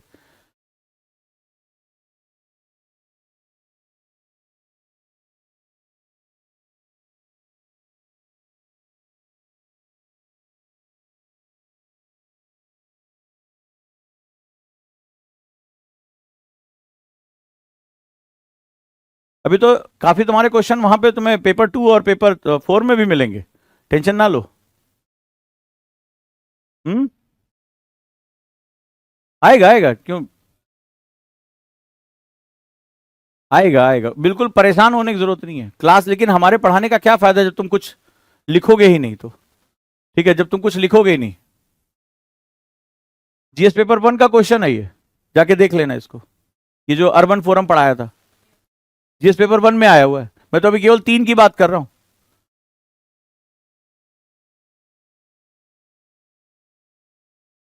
मिलेगा यार, सब मिलेगा। 19 क्वेश्चन है बाबू, ऐसे थोड़े ना बात कर रहे हैं। हैं? सऊदी तक बिजली नेटवर्क बनाएगा, ग्रीन एनर्जी के बारे में जब हम बात कर रहे थे। आ जाओ, मिला। मणिपुर हिंसा पे 3 दिन पढ़ाया था। और नॉर्थ ईस्ट का क्वेश्चन मिला, नॉर्थ ईस्ट की शांति वार्ता के लिए। रिसोर्सेज देख लो, इस पर हमने यहां से क्वेश्चन लिया था, और हम लोग क्या कर रहे थे, अगर अलग नागालिम की कैसे मांग हो रही है, ठीक है, मणिपुर शांति समझौता एक और, इसके बाद एक और अभी पढ़ाया है। इसके बाद तुरंत जो है मुख्यमंत्री बीरेंद्र सिंह इस्तीफा देंगे, इस्तीफा उनसे मांगा जाएगा, और वहीं पर डिस्कशन हमारा गया था। रिसोर्स देखते जाओ, किस दिन का है ये पढ़ाया था मैंने 15 अक्टूबर को, 15 अक्टूबर की क्लास है ये। लगातार 3 दिन पढ़ा, 3 दिन पढ़ाया ये। रिसोर्स देखते जाओ, कब कब क्या क्या हुआ था। क्लाइमेट चेंज इंपैक्ट, तो क्लाइमेट क्वेश्चन लिखा था, क्लाइमेट चेंजेस क्या है, कॉप का क्या सेगमेंट है, एसडीजी के किस पार्ट में है, एफएओ की रिपोर्ट किस में है। क्वेश्चन पूछिए, देखिए एफएओ में कहां खाद्य सुरक्षा के बारे में बात हो रही है, किस किस तरह के जलवायु परिवर्तन के खतरे हमारे सामने मौजूद हैं।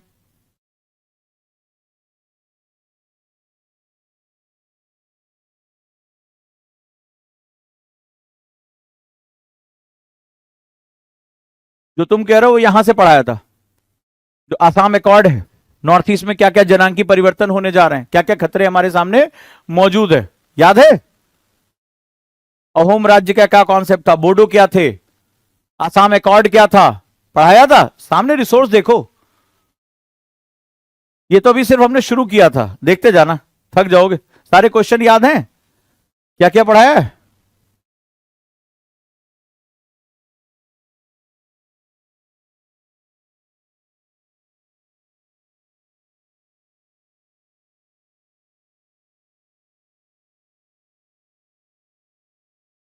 ग्रोथ स्ट्रेटजी पे यहां हमारी डिस्कशन हुई थी, आर्थिक समृद्धि को लेकर, भारत के ग्रोथ डिस्कशन को लेकर आरबीआई की रिपोर्ट थी। Economic activity index, economic activity index मिला। पहली रिपोर्ट किसने दी थी? आरबीआई ने, कि किस प्रकार से हम लोग अपने यहां स्टेबिलिटी लेकर आ सकते हैं। यहीं से डिबेट स्पार्क होती है कि राज्य अपने धन का सदुपयोग नहीं कर रहे हैं, फिर बवाल यहीं से शुरू होता है। कंटिन्यूअस हम उस चीज को जो है वो मेजर कर रहे थे। असम एक और दोबारा पढ़ाया था नॉर्थ ईस्ट को लेकर, बहुत चर्चा चला।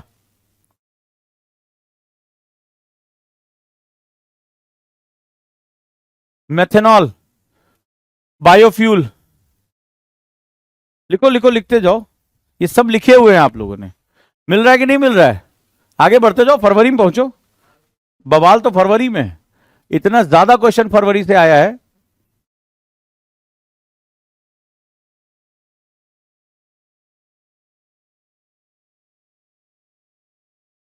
टैपरिंग, ट्रेड वॉर, बड़ी लंबी चौड़ी डिस्कशन हुई थी कि जो डोनाल्ड ट्रंप टैरिफ चाचा लगा रहे हैं उसका क्या क्या हमारे यहां प्रभाव पड़ेगा। फिस्कल डिफिसिट कैसे उसको जो हमें लेकर चलना है, प्रोडक्टिविटी स्पेंडिंग क्या करना है हमें, आत्मनिर्भर भारत, डेमोग्राफिक डिविडेंड, सारे टॉपिक यहां पर कवर किए थे कि हमारे पास क्या क्या होना है। कौन सा दिन था ये?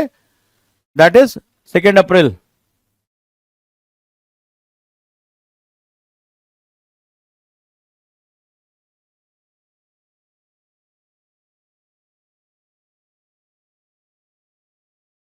आ जाइए।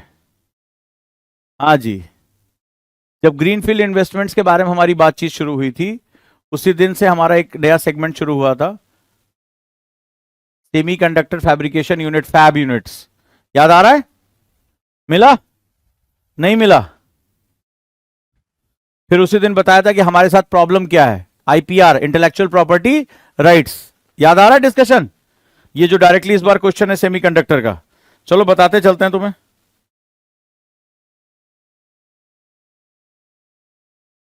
4 मार्च पीएलआई का क्वेश्चन देख लिया था, याद है कि नहीं? हाँ, ये देखो सामने देखो सर, पीएलआई पे पूरा सबसे लंबा डायमेंशन पढ़ाया था पीएलआई पे। क्या क्या पॉलिटिकल हो सकता है, इकोनॉमिक क्या हो सकता है, सोशल क्या हो सकता है, पीएलआई के cultural dimension, legal dimension, international dimensions, कुछ भी नहीं छोड़ा था कि पीएलआई से लेके डायरेक्ट क्वेश्चन है कि नहीं पीएलआई में। क्वेश्चन नंबर कौन सा है? जल्दी बोलो बेटा, लिखो। पीएलआई इस बार तुम्हारे लिए भी इंपॉर्टेंट है, भारत की सबसे महत्वाकांक्षी योजना है। दुर्भाग्य से इस बार प्रीलिम्स में नहीं आया, मैंने इसको 2 या 3 बार पढ़ाया है। चलो,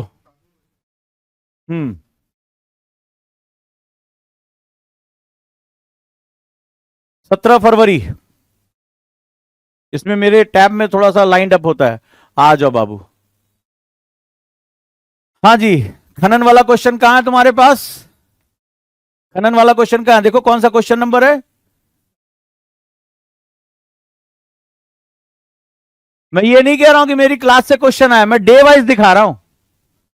ऐसा आज तक शायद ही इतिहास में किसी ने किया होगा कि मतलब 1 साल पुराने नोट्स निकाल के दिखा रहा है, देख भाई। और तुम्हें पता है कि हम सिर्फ इसको बेस लेते थे, जिसपे हम 20-20, 30-30 क्वेश्चन कर डालते थे। डायनेमो स्टैटिक था, दिखा खनन क्षेत्र में। आगे दिखाऊं? सिर्फ यही थोड़ा पढ़ाया था। आगे चलो, ये लो, यहां देखो, दिखाई पड़ रहा है? रैट होल माइनिंग, कीवर्ड्स क्या क्या आता है, एनजीटी कहां इन्वॉल्व है, माइंस एंड रिम, यही पूछा उसमें। बेस देना, ये आपको डायरेक्टली एमएमडीआर एक्ट लिखना है उसमें। और उस समय भी कहा था ये बहुत इंपॉर्टेंट है। आर्टिकल 21 क्या कहता है हमारा, संविधान से जोड़कर बताया था। ठीक है, बेल्लारी रीजनिंग माइनिंग केस बताया था कि इससे पहले कौन सा केस हुआ था सुप्रीम कोर्ट का। उसमें सोशल डायमेंशन क्या है, पॉलिटिकल डायमेंशन क्या है, इकोनॉमिक डायमेंशन क्या है, कल्चरल डायमेंशन क्या है, लीगल डायमेंशन क्या है, कहां कहां लीगल जो है एस्पेक्ट्स हमारे बनते हैं, आर्टिकल 21 कहां इन्वॉल्व है। इतनी डेप्थ में गया था कि साइंटिफिक एंड टेक्नोलॉजिकल, जीआईएस क्या सेगमेंट है, क्या क्या हैजार्ड, और एक नहीं 2 बार पढ़ा है। इसके बाद मैंने एक हैंड रिटन नोट्स पढ़ाया था, बाकायदा माइनिंग दिखाई थी कि माइनिंग कैसे की जाती है, बच्चे कैसे अंदर जाते हैं, वर्टिकल कैसे जाते हैं, क्या हैजार्ड्स होता है, कौन कौन सी बीमारियां होती हैं। वही जब जब जाके पानी के साथ घुल जाता तो उनकी नसें नीली पड़ जाती हैं। नदियों के अंदर क्या जो है पदार्थ घुल जाता है, इतने डेप्थ में जाके पढ़ाया था। डायरेक्टली क्वेश्चन है, चलो कम से कम 15 नंबर मेरे लिए तो बन गया। आगे देखते हैं।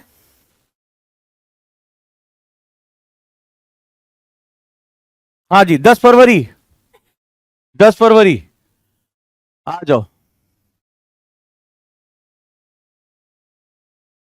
नॉर्थ ईस्ट का क्वेश्चन क्या कह रहा है, जरा दिखाओ तो, पढ़ के बताओ जल्दी से। सभी लोग पेपर खोल के बैठे हैं।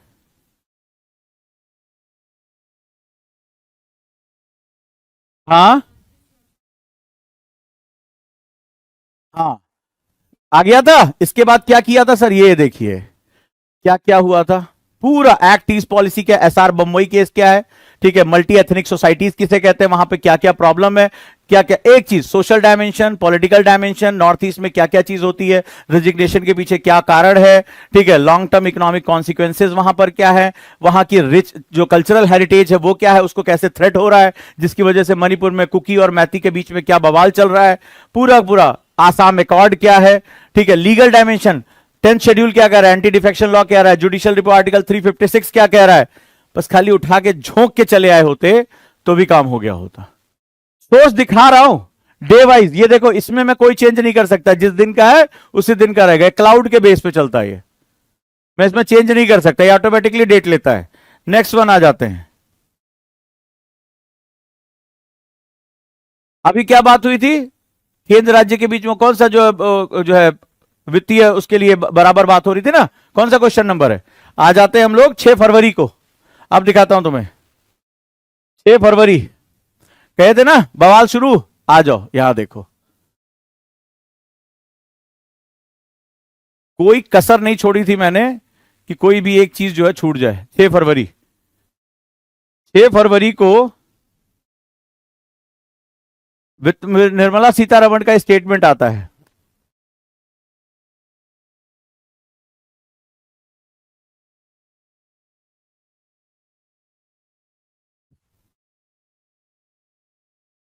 तीन फरवरी और 6 फरवरी,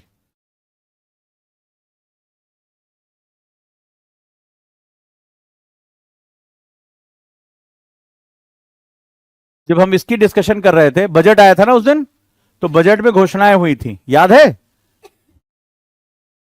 और ये वाला किसको किसको याद है, ये वाला पॉइंट किसको किसको याद है, सामने है, मैं कुछ नहीं कर रहा हूं, ये उस दिन का न्यूज़पेपर है, दैनिक जागरण में आया हुआ था बजट पे। भारत अपने अक्षय ऊर्जा के टारगेट्स को पूरा करने का प्रयास कर रहा है। कौन सा कॉप की क्वेश्चन उठाओ जरा, क्वेश्चन नंबर बताओ। क्वेश्चन नंबर, जी बेटा, हाई वैल्यू क्रॉप्स नहीं, अभी जो क्वेश्चन है यूपीएससी का, ये पूरा डिस्कशन हुआ था जब बजट आया था कि भारत किस प्रकार जो है वो अपने बजटिंग क्षेत्र को पूरा करने की कोशिश कर रहा है। और अभी जो निर्मला सीतारमण वाला आया है, देखो, केंद्र और राज्यों के बीच में करों के बंटवारे को लेकर, इसके बाद अक्षय ऊर्जा को लेकर, लगातार दोनों चीजों पे लेकर लगातार जो क्या है क्वेश्चन आ रहा है। देखिए बताइए कौन कौन से क्वेश्चन हो गए हमारे, आपके सामने है भाई।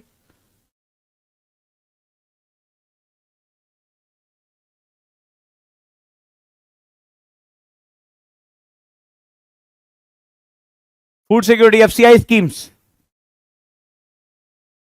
पढ़ाया था, PDS, FRO, essential commodity act.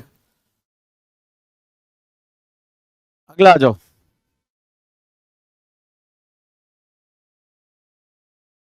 8 अक्टूबर क्या पढ़ाया था मैंने, चलो देख लेते हैं। अब ये क्वेश्चन और दिया हुआ, जरा ध्यान से देखो, फूड पार्क का क्वेश्चन आया है, देखो फूड सिक्योरिटी पे क्वेश्चन देखो कौन सा है।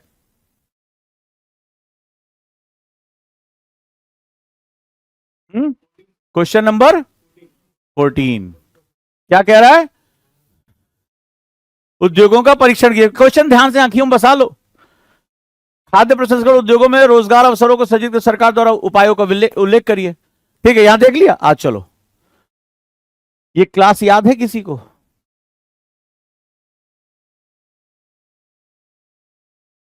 क्लास याद है, किस दिन पढ़ाई थी,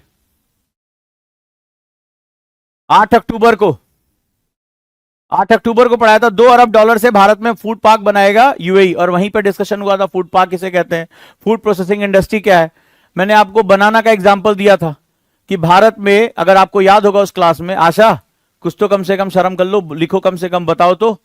मैंने आपको बताया था कि हम दुनिया भर में केले बेचते हैं और दुनिया में हमसे केले खरीद के उसको स्क्वैश बनाकर, और मैंने एग्जांपल दिया था कि आप किसी मॉल में चले जाइए, अभी आप जो ये स्क्वैश उसको 400-500 रुपए की बोतल खरीदोगे, और हमारे यहां से वो थोक के भाव जो है हमारे यहां से फल और सब्जियां खरीद के लेके जाते हैं और वहां पर उसको प्रोसेसिंग करके हमें बेच देते हैं। और उसी दिन 8 अक्टूबर को यह क्लास बताया था। इतनी बड़ी एफडीआई आ सकती है, टेक्नोलॉजी आ सकती है, और डायरेक्टली क्वेश्चन यहां पर है कि सरकार क्या क्या करने जा रही है, क्या क्या निवेश प्रोत्साहन कर देगा। लगातार ये 2 दिन तक ये न्यूज चलती रही।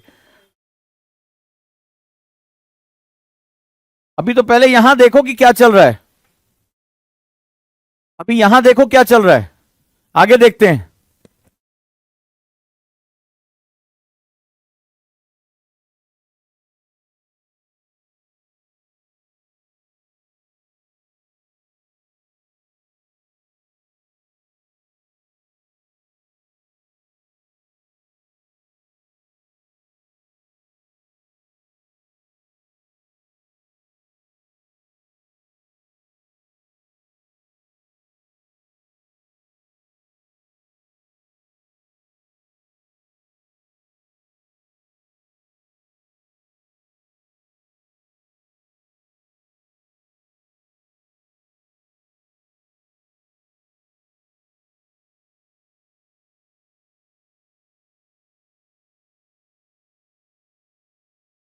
पंद्रह अक्टूबर,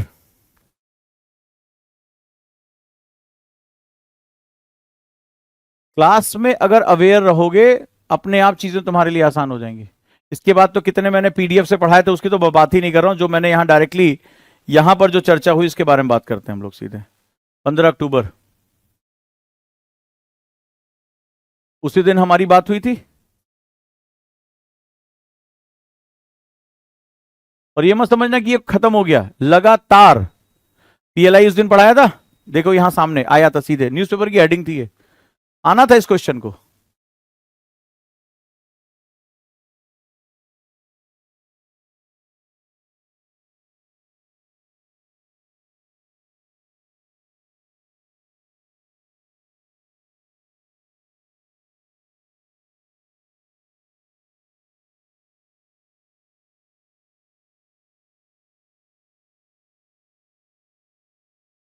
हम्म,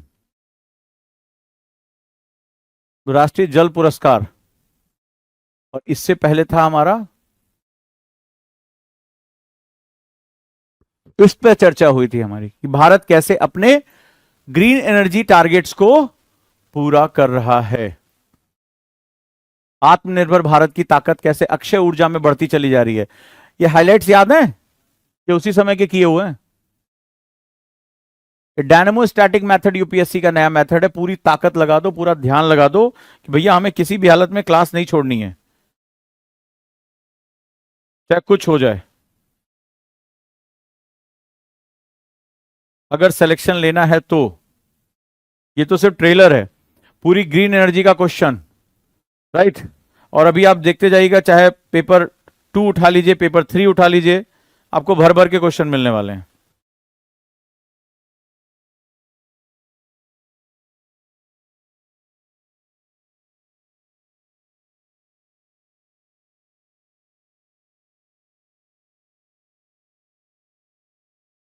ये सब चीजें जो मैं कर रहा हूं ना, वो आपको करना चाहिए था एक्चुअली में, वो आपको करना चाहिए था। और अगर आपने वो कॉपी रखी होगी तो आपको मैक्सिमम क्वेश्चन यहां से मिल जाएंगे। लेकिन फिर से कह के जा रहा हूं, कुछ भी करिए, सिलेक्शन वाली क्लास मत छोड़िए एनी हाउ, चाहे कुछ भी हो जाए। और दूसरा, डायनेमो स्टैटिक ही नया तरीका है, मतलब मेरे पास और भी बहुत से पीडीएफ नोट्स इसमें पड़े हुए हैं। आश्चर्य होता है कि मतलब 20 में से 19 क्वेश्चन डायरेक्टली वहां से लैंग्वेज से आए। प्रूफ मैंने अभी तक दिखा दिया, कितने क्वेश्चन के प्रूफ आप देख चुके हैं अभी तक?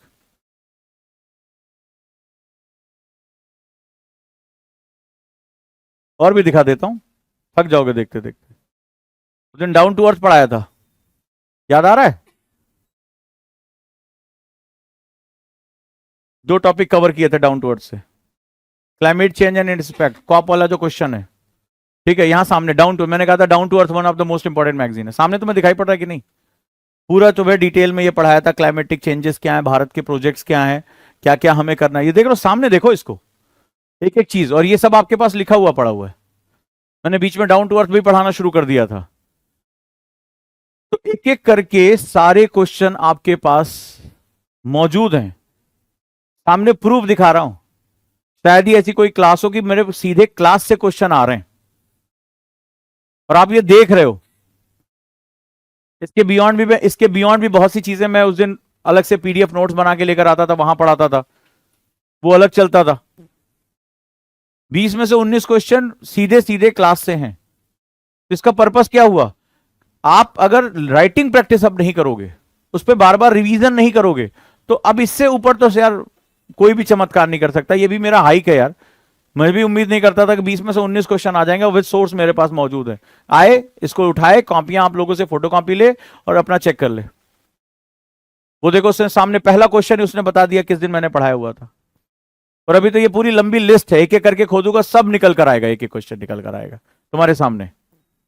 तो आपके सामने सोर्स दिखा रहा हूं कि डायरेक्टली क्वेश्चन आए हुए हैं, तो आप कम से कम एटलीस्ट ध्यान से पढ़ने की आदत डालिए। अब आगे जो गलती होगी वो आपकी है, बार बार प्रूव करें। अभी SP sir GS paper 2 solve कराएंगे, आप देखिएगा कितने क्वेश्चन। अभी यही जो मैंने यहां पढ़ाया है, तो इसमें बहुत से क्वेश्चन जीएस पेपर 2 के हैं, जीएस पेपर 1 के हैं, डायरेक्टली क्वेश्चन आए हुए हैं। तुम्हारे पासिंग मार्क्स केवल यही अकेले एक क्लास निकलवा सकती है, लेकिन फायदा क्या जब तुम कोई रिवीजन नहीं करोगे, प्रैक्टिस ही नहीं कर रहे हो तुम। और कितना भी पढ़ा लूं, अगर तुम राइटिंग प्रैक्टिस नहीं करोगे तो उसका कोई फायदा नहीं है। डू राइटिंग, जितना पढ़ो उतना लिखो।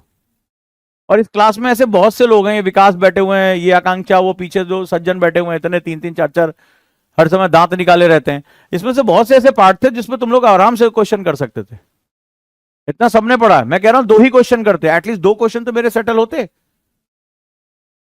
10 क्वेश्चन, 20 क्वेश्चन, 25 क्वेश्चन एटलीस्ट। अब क्या करूं भाई, 20 में से 19 क्वेश्चन मेरे डायरेक्टली क्लास से आए हुए हैं, विद सोर्स विद प्रूफ बता रहा हूं। आप खुद अभी उठा के कॉपियां देखोगे, सारे क्वेश्चन तुम्हें इसमें मिल जाएंगे। मिले, कम से कम ढूंढ के मुझे डे वाइज बता दो, इतना तो रहम करो। अब इससे बेस्ट कोई क्लास नहीं हो सकती, यही डायनामो स्टैटिक मेथड है। दूसरा, कम से कम 2 साल का न्यूज़पेपर आप लेके चलो मिनिमम, पढ़ते रहो, करते रहो, बार बार उसके बारे में डिस्कशन करो। क्योंकि मैंने यहां पर डायनामोस्टैटिक में क्या किया था, बेस इसका लिया था, लेकिन मैं तो चला गया था सब्जेक्ट पे। डायनामोस्टैटिक मेथड है, तो यही इकलौता मेथड, और जब तक आप आंसर राइटिंग प्रैक्टिस नहीं करोगे तब तक काम नहीं चलेगा। एटलीस्ट 3 पेपर उठाओ, कोडिंग सिखाइए तुम लोगों को, कोडिंग करना शुरू करो एक एक करके। कि सर ये कोड नंबर 6 का क्वेश्चन है, कोड नंबर 5 का क्वेश्चन, वही मुझे खुशी हो जाती कि हाँ ये बच्चा पढ़ रहा है, सीख रहा है। कुछ 1-2 पॉइंट लिखते, 2 पॉइंट लिखते, 3 पॉइंट लिखते। मुझे ये सब तुम्हें बताना, तुम्हें मुझे मैसेज करना चाहिए था, सर आपने इस दिन पढ़ाया था, ये क्वेश्चन डायरेक्टली आ गया।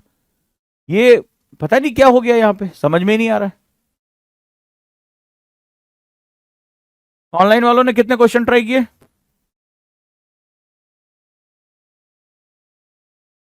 क्या है? हाँ, ये अभी आज सुबह मुझे अरविंद ने भेजा है, लो भेजो आगे। सैटरडे को पढ़ाया था ना ये, 1 घंटे डिस्कशन हुआ था, देखो सैटरडे पढ़ाया था। आज का पेपर है ना, कोई कहे अरे ऐसे सर छपवा दिए होंगे, मैंने नहीं छापा, ये यही पढ़ाया था ना, यही पढ़ाया था, यही हमारा टॉपिक ही था। अगर उस दिन क्लास में 1 घंटे हमारा डिस्कशन हुआ था पॉजिटिव निगेटिव इंपैक्ट पे, श्रम बल में बड़े महिलाओं की भागीदारी, भारत का आर्थिक भविष्य इस बात पर निर्भर करेगा कि आधी आबादी, बोर्ड पे सबसे पहले क्या लिखा था, एक तरफ मेल और एक तरफ फीमेल, वही लिखा था ना, शुरुआत वहीं से की थी ना।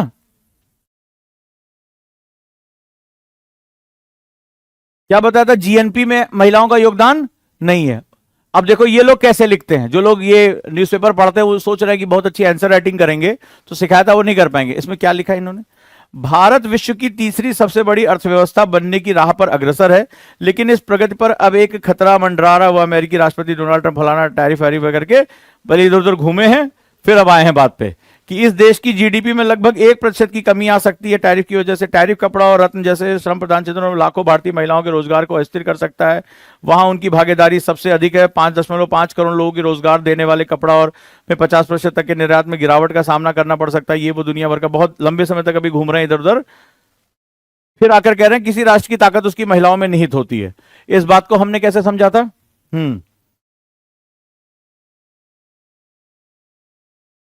आगे इन्होंने आंकड़ा दिया है कि भारत में जो महिला श्रम बल है वो 37% से 41.7, ये इंपॉर्टेंट है। कितना बना हुआ है, हम किस पार्ट को इंपैक्ट करेंगे, जीएनपी को इंपैक्ट करेंगे, बताया था उस दिन, राइट। ये भी मैंने बताया था जब 1% जीडीपी गिरती है तो कितने लोग प्रभावित होते हैं, 9 करोड़ लोग, डायरेक्ट और इनडायरेक्ट मिलाकर प्रत्यक्ष और अप्रत्यक्ष प्रभावित होते हैं। यही लिखा है इन्होंने, ये देखो सेम वही बात लिखी है।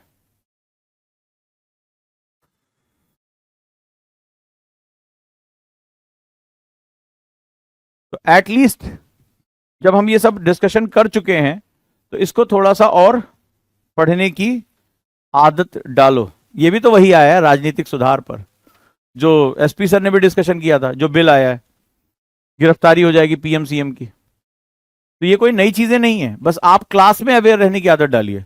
दूसरा, जितने भी लोग हैं लिखने की आदत डालो, जितना हो सके उतना लिखो। कुछ भी मिले छोटे छोटे क्वेश्चन बनाओ, लिखो, इसी के क्वेश्चन बना के लिख लो। अब मान लो ये एडिटोरियल तुम्हारे लिए कोई बहुत नया नहीं है, इसमें हाँ, इसमें क्या है, तुम्हें 4-5 पॉइंट निकालने हैं। जैसे कुछ आंकड़े दिए हुए हैं, कुछ इसमें जापान का आंकड़ा दिया है, चाइना का आंकड़ा दिया है, अमेरिका का आंकड़ा, भारत के किस उद्योग में महिलाओं की भागीदारी इस समय ज्यादा है, निर्यात से क्या प्रभाव पड़ेगा। इसमें क्या किया, उस वाले आंसर में जो हमने डिस्कशन किया था इसमें कुछ पॉइंट्स और डाल दिए, बात खत्म। तो ये लगातार आपको काम करना पड़ेगा, तभी जो है आप सक्सेसफुल हो पाएंगे। क्लियर है? तो सारी चीजें सही चल रही हैं, बस आप ही लोग थोड़ा डिरेल हो। अब पढ़ना वढ़ना शुरू कर दो तो अच्छा है। और क्या प्रमाण दें, बताओ क्या चाहिए, और क्या और नया प्रमाण दें कि जिससे आपको लगे कि हाँ, अब आपकी जगह एग्जाम देने की सुविधा है नहीं, रोज आएगी, टेंशन ना लेना, परेशान नहीं हो। ऑनलाइन गेमिंग बेसिकली हमसे पूछो हम क्या झेल रहे हैं इसमें। तो भारत में आजकल यूथ काम, हमारे नौकरी कोई मांगने आता, अगले दिन आता ही नहीं है, नीचे चाय पीने गया तो ऊपर ही नहीं आता है। कारण क्या है भाई, पैसा कमाने के शॉर्टकट तरीके हैं। ऑनलाइन गेमिंग मतलब क्या है, एक तरह का जुआ। तो आज का यूथ पूरी तरह से लगा हुआ है। अब उससे क्या हो रहा है, श्रम बाजार खराब हो जाए। जैसे आप फ्रेशर हो, जॉब में मार्केट में जाओगे, 10,000 12,000 की नौकरी मिल रही है, आप एक्सपीरियंस गेन करोगे, आगे बढ़ोगे। वो कह रहा है 10-12 हजार रुपए तो हम सट्टा लगा के जीत लेंगे।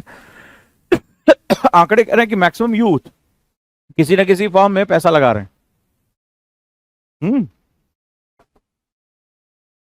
तमाम टीम बनाते रहते हैं, आईपीएल आईपीएल, तभी तो इतना ज्यादा खेला जा रहा है। स्टॉक मार्केट, अभी स्टॉक मार्केट नहीं है लेकिन इसमें तो है ही है। तो ये भारत को बर्बाद कर रहा है, और ये पैसा अनअकाउंटेबल है, कहीं और जा रहा है।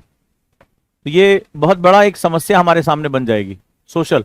क्योंकि आप एक तरफ चाहते हो कि दुनिया भर में बड़ी बड़ी इंडस्ट्री भारत में है, और यूथ तुम्हारा कह रहे हो डेमोग्राफिक डिविडेंड है हमारे पास, युवा आबादी बहुत अच्छी है, और पता चला तुम्हारा यूथ काम ही नहीं करना चाहता। वो सोच रहा है कि भैया इतना तो हम मारेंगे, गेम से खींच लेंगे, जुआ खेल के खींच लेंगे। तो बहुत छोटा छोटा लिखा होता है ना कि लत लगने का खतरा है, बहुत छोटे छोटे उसमें लिखा होता है, वही असली खेल है। तो एक आंकड़ा आया था कि भारतीयों ने 60,000 करोड़ रुपए ज्यादा गंवा दिए, 60,000 करोड़, वो भी कितने, जो निम्न मध्यवर्गीय परिवार के लोग हैं, वो पैसा बर्बाद कर दिया उन्होंने। तो ये पैसा एक तरह से भारत से चोरी हुआ है, एक लत की वजह से चोरी हो गया, कभी लूडो के नाम पे, कभी क्रिकेट के नाम पे। तो ये क्या रहा, 60,000 करोड़ रुपए, मामूली बात नहीं। मनरेगा का बजट ही 40,000 करोड़ रुपए, पूरे मनरेगा का बजट ही 40-48 हजार करोड़ रुपए है। 60,000 करोड़ रुपए अब सरकार एक तरफ पैसा बांट रही है, दूसरी तरफ तुम गायब कर रहे हो। दूसरा, आप वर्कफोर्स से बाहर हो रहे हो, आप काम करने योग्य तो हो लेकिन आप काम करना चाहते नहीं। इसीलिए भारत में जॉब मार्केट्स में नई नई चीजें चल रही है, उसमें सबसे बड़ा फायदा, नुकसान क्या हो रहा है, नुकसान ये हो रहा है, आज की एक नई रिपोर्ट आई है कि जो कंपनीज हैं वो जेनजी को जॉब नहीं देना चाह रही हैं। मतलब आप जॉब मार्केट में जाओगे, अच्छी कंपनी आपको जॉब देने से कतराएगी, उसका एटीट्यूड ही अलग हो, क्योंकि उसका दिमाग कहीं और लगा हुआ है, उसको लग रहा है मेरे पास वैकल्पिक रोजगार है। तो वो क्या होता है, जॉब के लिए अप्लाई करता है, इंटरव्यू देता है, सेलेक्ट हो जाता है, जॉब नहीं ज्वाइन करता है। ठीक है, इसको कैट फिशिंग बोलते हैं। तो आजकल वही कर रहा है। नतीजा क्या होगा, जो कंपनियां भारत आना चाहती हैं वो भारत नहीं आ पाएंगी, क्योंकि सबसे इंपॉर्टेंट भारत जैसे देशों के लिए जो श्रम बल है, यानी कि जो लेबर है, वो सबसे इंपॉर्टेंट फैक्टर होता है।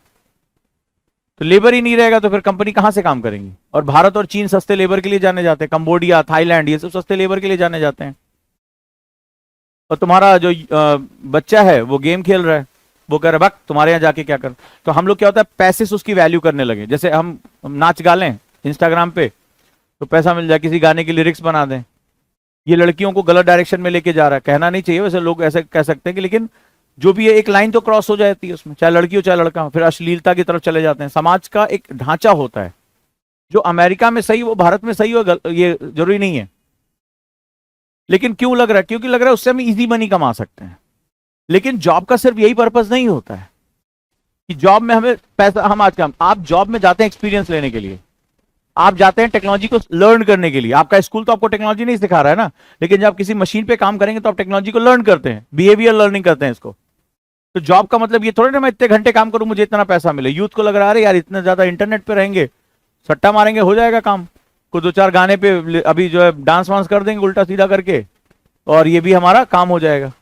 तो अभी ये क्या हो रहा है, ठीक है वहां से इजी मनी आ रहा है, दैट्स गुड, चलो भाई अपना काम हो रहा है इनका, लेकिन जो टेक्नोलॉजी ड्राइवन है वो आप काम नहीं कर रहे हो ना। आप इंस्टाग्राम बना नहीं रहे हो, आप किसी इंस्टाग्राम पे नाच गा रहे हो। टेक्नोलॉजी आप बना के दिखाइए, भारत इतना बड़ा देश है, अंबानी अंबानी सब बैठे हुए हैं, भारत का अपना एक सोशल मीडिया प्लेटफॉर्म नहीं है, सारा डाटा फेसबुक और इंस्टाग्राम के पास आपका बैठा हुआ है, यूट्यूब के पास आपका सारा डाटा है, यूट्यूब को पता है आप कब कहां क्या कर रहे हैं, कहां जा रहे हैं, कहां आ रहे हैं, कौन सी फोटो खींच रहे हैं, आपकी पसंद नापसंद सब कुछ उसको पता है आपके बारे में। तो एक विदेशी सर्वर पे आपका सारा डाटा बैठा, भारतीय कौन है, क्या उनके दोस्त हैं, कहां उनका पैसा है, कहां सब कुछ है, भारतीय को सारा डाटा अमेरिका के पास है। तो वो जितना चाहे वो तुम्हारे साथ खेल सकता है, अपनी पॉलिसीज बना सकता है, तुम्हारे साथ दोस्ती दुश्मनी रख सकता है, सब कुछ कर सकता है वो। तो भारत अपना एक सर्वर नहीं बना पा रहा है। तो हमें इसके बारे में, इसके लिए आपको टेक्नोलॉजी को क्या करना पड़ेगा, सीखना पड़ेगा, उसके साथ काम करें। तो वर्क करने का पर्पस ये नहीं होता है कि सिर्फ आप कितना काम करो कितना पैसा मिले, लोग इसको बहुत गलत तरीके से कई बार जज करते हैं। इसका तात्पर्य होता है एक्सपीरियंस लेना, टेक्नोलॉजी को ड्राइव करना, टेक्नोलॉजी को अपने जीवन में लेकर आना। इसीलिए कंपनियों में काम करने वाले अच्छे लोग कई बार देखिए अपनी खुद की कंपनी बनाते हैं, टेक्नोलॉजी को और ऑगमेंट करते हैं। ये पर्पस होता है लेबर मार्केट का। चाइनीज ने पहले अमेरिकन कंपनीज में काम किया, होशियार थे, सारी टेक्नोलॉजी कॉपी की और उससे आधे दाम चौथाई दाम पे सस्ते लेबर का यूज करते उससे बढ़िया प्रोडक्ट बना दिया। The best example IBM. IBM America की सबसे बड़ी कंप्यूटर बनाने वाली कंपनी। तो राजीव गांधी पहला लैपटॉप लेकर आए थे तो आईबीएम का था, उसका नाम था थिंकपैड, थिंक जो कहते हैं IBM intelligent business machine. China में गई, चाइनीज ने उसमें काम किया और चाइनीज ने उससे सस्ती टेक्नोलॉजी डेवलप की, उनको अपने रेयर अर्थ मटेरियल की पावर पता चल गई, बोले सेमीकंडक्टर तो बनता हमारे रेयर अर्थ मटेरियल से, वो हमारे पास है। और आगे चलकर जो लेनोवो का लैपटॉप है ये चाइनीज कंपनी है, आज दुनिया का सबसे बड़ा है, आईबीएम खरीद लिया, आईबीएम में काम करके आईबीएम खरीद लिया। और लेनोवो मिड सेक्शन में दुनिया की सबसे बड़ी कंपनी लैपटॉप, आपके पास भी लेनोवो का लैपटॉप फोन सब कुछ होगा, डिवाइस आपके पास, तो चाइनीज है। और आज वो टेक्नोलॉजी में इतना आज हवाई कहां पहुंच चुका है तुम अंदाजा नहीं लगा सकते हो टेक्नोलॉजी में। आज चाइनीज से आप बच नहीं सकते। तो उस दिन एक बहुत डिबेट मैंने कहा था ना, स्पार्क चल रही है कि Chinese student made China and Indian student made America, ये सच्चाई है। तो जॉब मार्केट में हमें अब ये सब चीजें क्या हो रही है, ये डोपामाइन इन्फ्लक्स बनाती हैं। तो डोपामाइन मतलब लेटे लेटे यार म्यूजिक इधर उधर ट्रांसफर कर दिया, एफिलिएट मार्केटिंग कर ली, रील्स बनाते हैं, आपने देखा होगा ऊपर एक प्रोडक्ट का डिस्प्ले आता है, सामान बेच रहे हैं, हम मर्चेंडाइज ही तो कर रहे हैं, गिग इकोनॉमी का पार्ट बन गए। तो उससे आपको 10,000 12,000 रुपए आ जा रहा है, थोड़ा गेमिंग वोमिंग प्लेटफॉर्म पे चले गए, इधर उधर पैसा लगा दिया, होता है कि नहीं होता है, कुछ थोड़ा सा शेयर मार्केट में पैसा लगा दिया, but you are not making anything. आप क्या हो रहा है, आप पूरी कॉम जो है ना, पूरी हमारी जो पीढ़ी है वो सीडेटिव हो रही है, बिल्कुल मस्त वाला जिसे कहते हैं ना कि सो रही है। और यही विदेशी चाहते हैं कि हम किसी भी तरीके से सोते रहें। वॉर कई स्तर पे होती है, तुम्हें क्या लग रहा है मिसाइलों से वॉर होती है, ये इंफॉर्मेशन वॉर है, टेक्नोलॉजी वॉर है।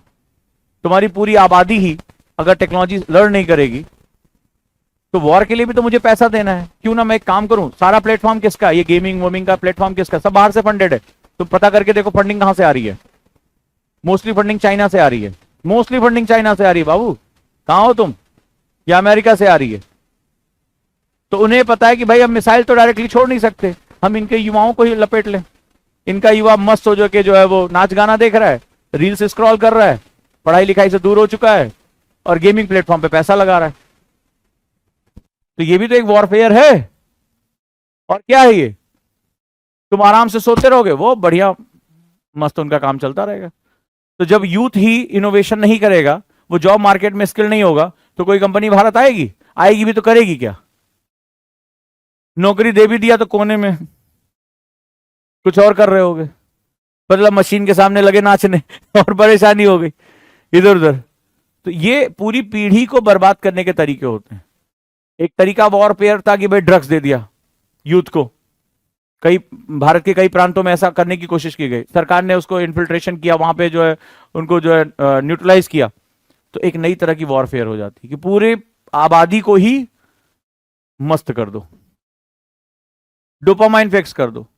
हर आदमी को लगे 10, अब इस उम्र में क्या होता है, 10,000 12,000 रुपए तुमने ऑनलाइन कमा लिए, जरूरत ही नहीं काम करने की, 20,000 कमा लिए, 25,000 कमा लिए, मस्त होके घूम रहे हो, टेंशन क्या है तुम्हें, बढ़िया कपड़े अच्छे अच्छे पहन रहे हो, कोई लाइबिलिटी डिपेंडेंसी रेशियो तो कम होता है यहाँ पे, अच्छे ब्रांड के कपड़े पहन लिए, दूसरा देख के और परेशान, कहां से खरीदा, बोला अरे इस वाले गेमिंग, ऐसे तो ऐड आते हैं, ये कैसे किया, अरे बोला ये वाला गेमिंग प्लेटफॉर्म, इन्फ्लुएंसर्स यही तो कर रहे हैं, देखो कभी किसी ऐड को ध्यान से देखो। तो इस उम्र में लगता है, इस उम्र में आपको 10-20 हजार रुपए हाथ लग जाए तो बहुत बड़ी रकम होती है भाई, कोई लाइबिलिटी नहीं, कोई कुछ नहीं है, बस फिर तो क्या आप जाके 4 को बताते हो, अच्छा आप इन्फ्लुएंस भी बहुत ज्यादा करते हो, अपने ग्रुप में जाके बताने लगी है मैंने जूते खरीदे, तुरंत फोटो, जूते इतने महंगे, कहां से खरीदे, इस वाले गेमिंग प्लेटफॉर्म से खरीदे, तो वो अपने आप आ गया।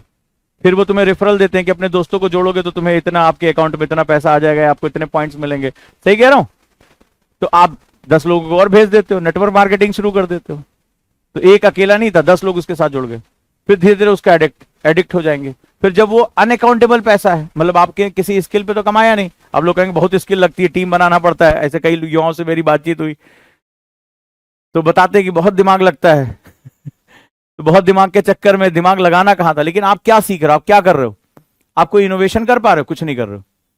तो ये भी एक तरह का वॉरफेयर है, सरकार ने ऐसे इतना बड़ा कदम नहीं उठाया, ये बहुत बड़ा वॉरफेयर था हमारे खिलाफ। और मोस्टली इन कंपनीज को फंडिंग जो थी वो चाइना से और यूएस से आ रही थी, और दोनों इस समय हमारे लिए हमारा हित नहीं चाहते। उन्हें पता है कि भारत अपनी इस युवावादी को निकाल ले गया, अगर लगा ले गया काम में, तो चाइना की सारी मार्केट हम छीन लेंगे। चाइना ये कभी नहीं चाहेगा, वो चाहेगा कि जब कंपनीज कभी रो धो के यहाँ पहुंचे भी, तो जब इनके युवाओं से उनका मुलाकात हो, जब यहाँ की लेबर के साथ जब वो डील करे, तो उन्हें चाइना की याद आने लगे, चल यार वहां के लोग काम तो करते हैं, वहां के लोग कुछ कर तो रहे हैं। तो ये एक नए तरह का वॉरफेयर है, तो हमें अपने यूथ को बचाने के लिए बहुत कदम उठाने पड़ेंगे।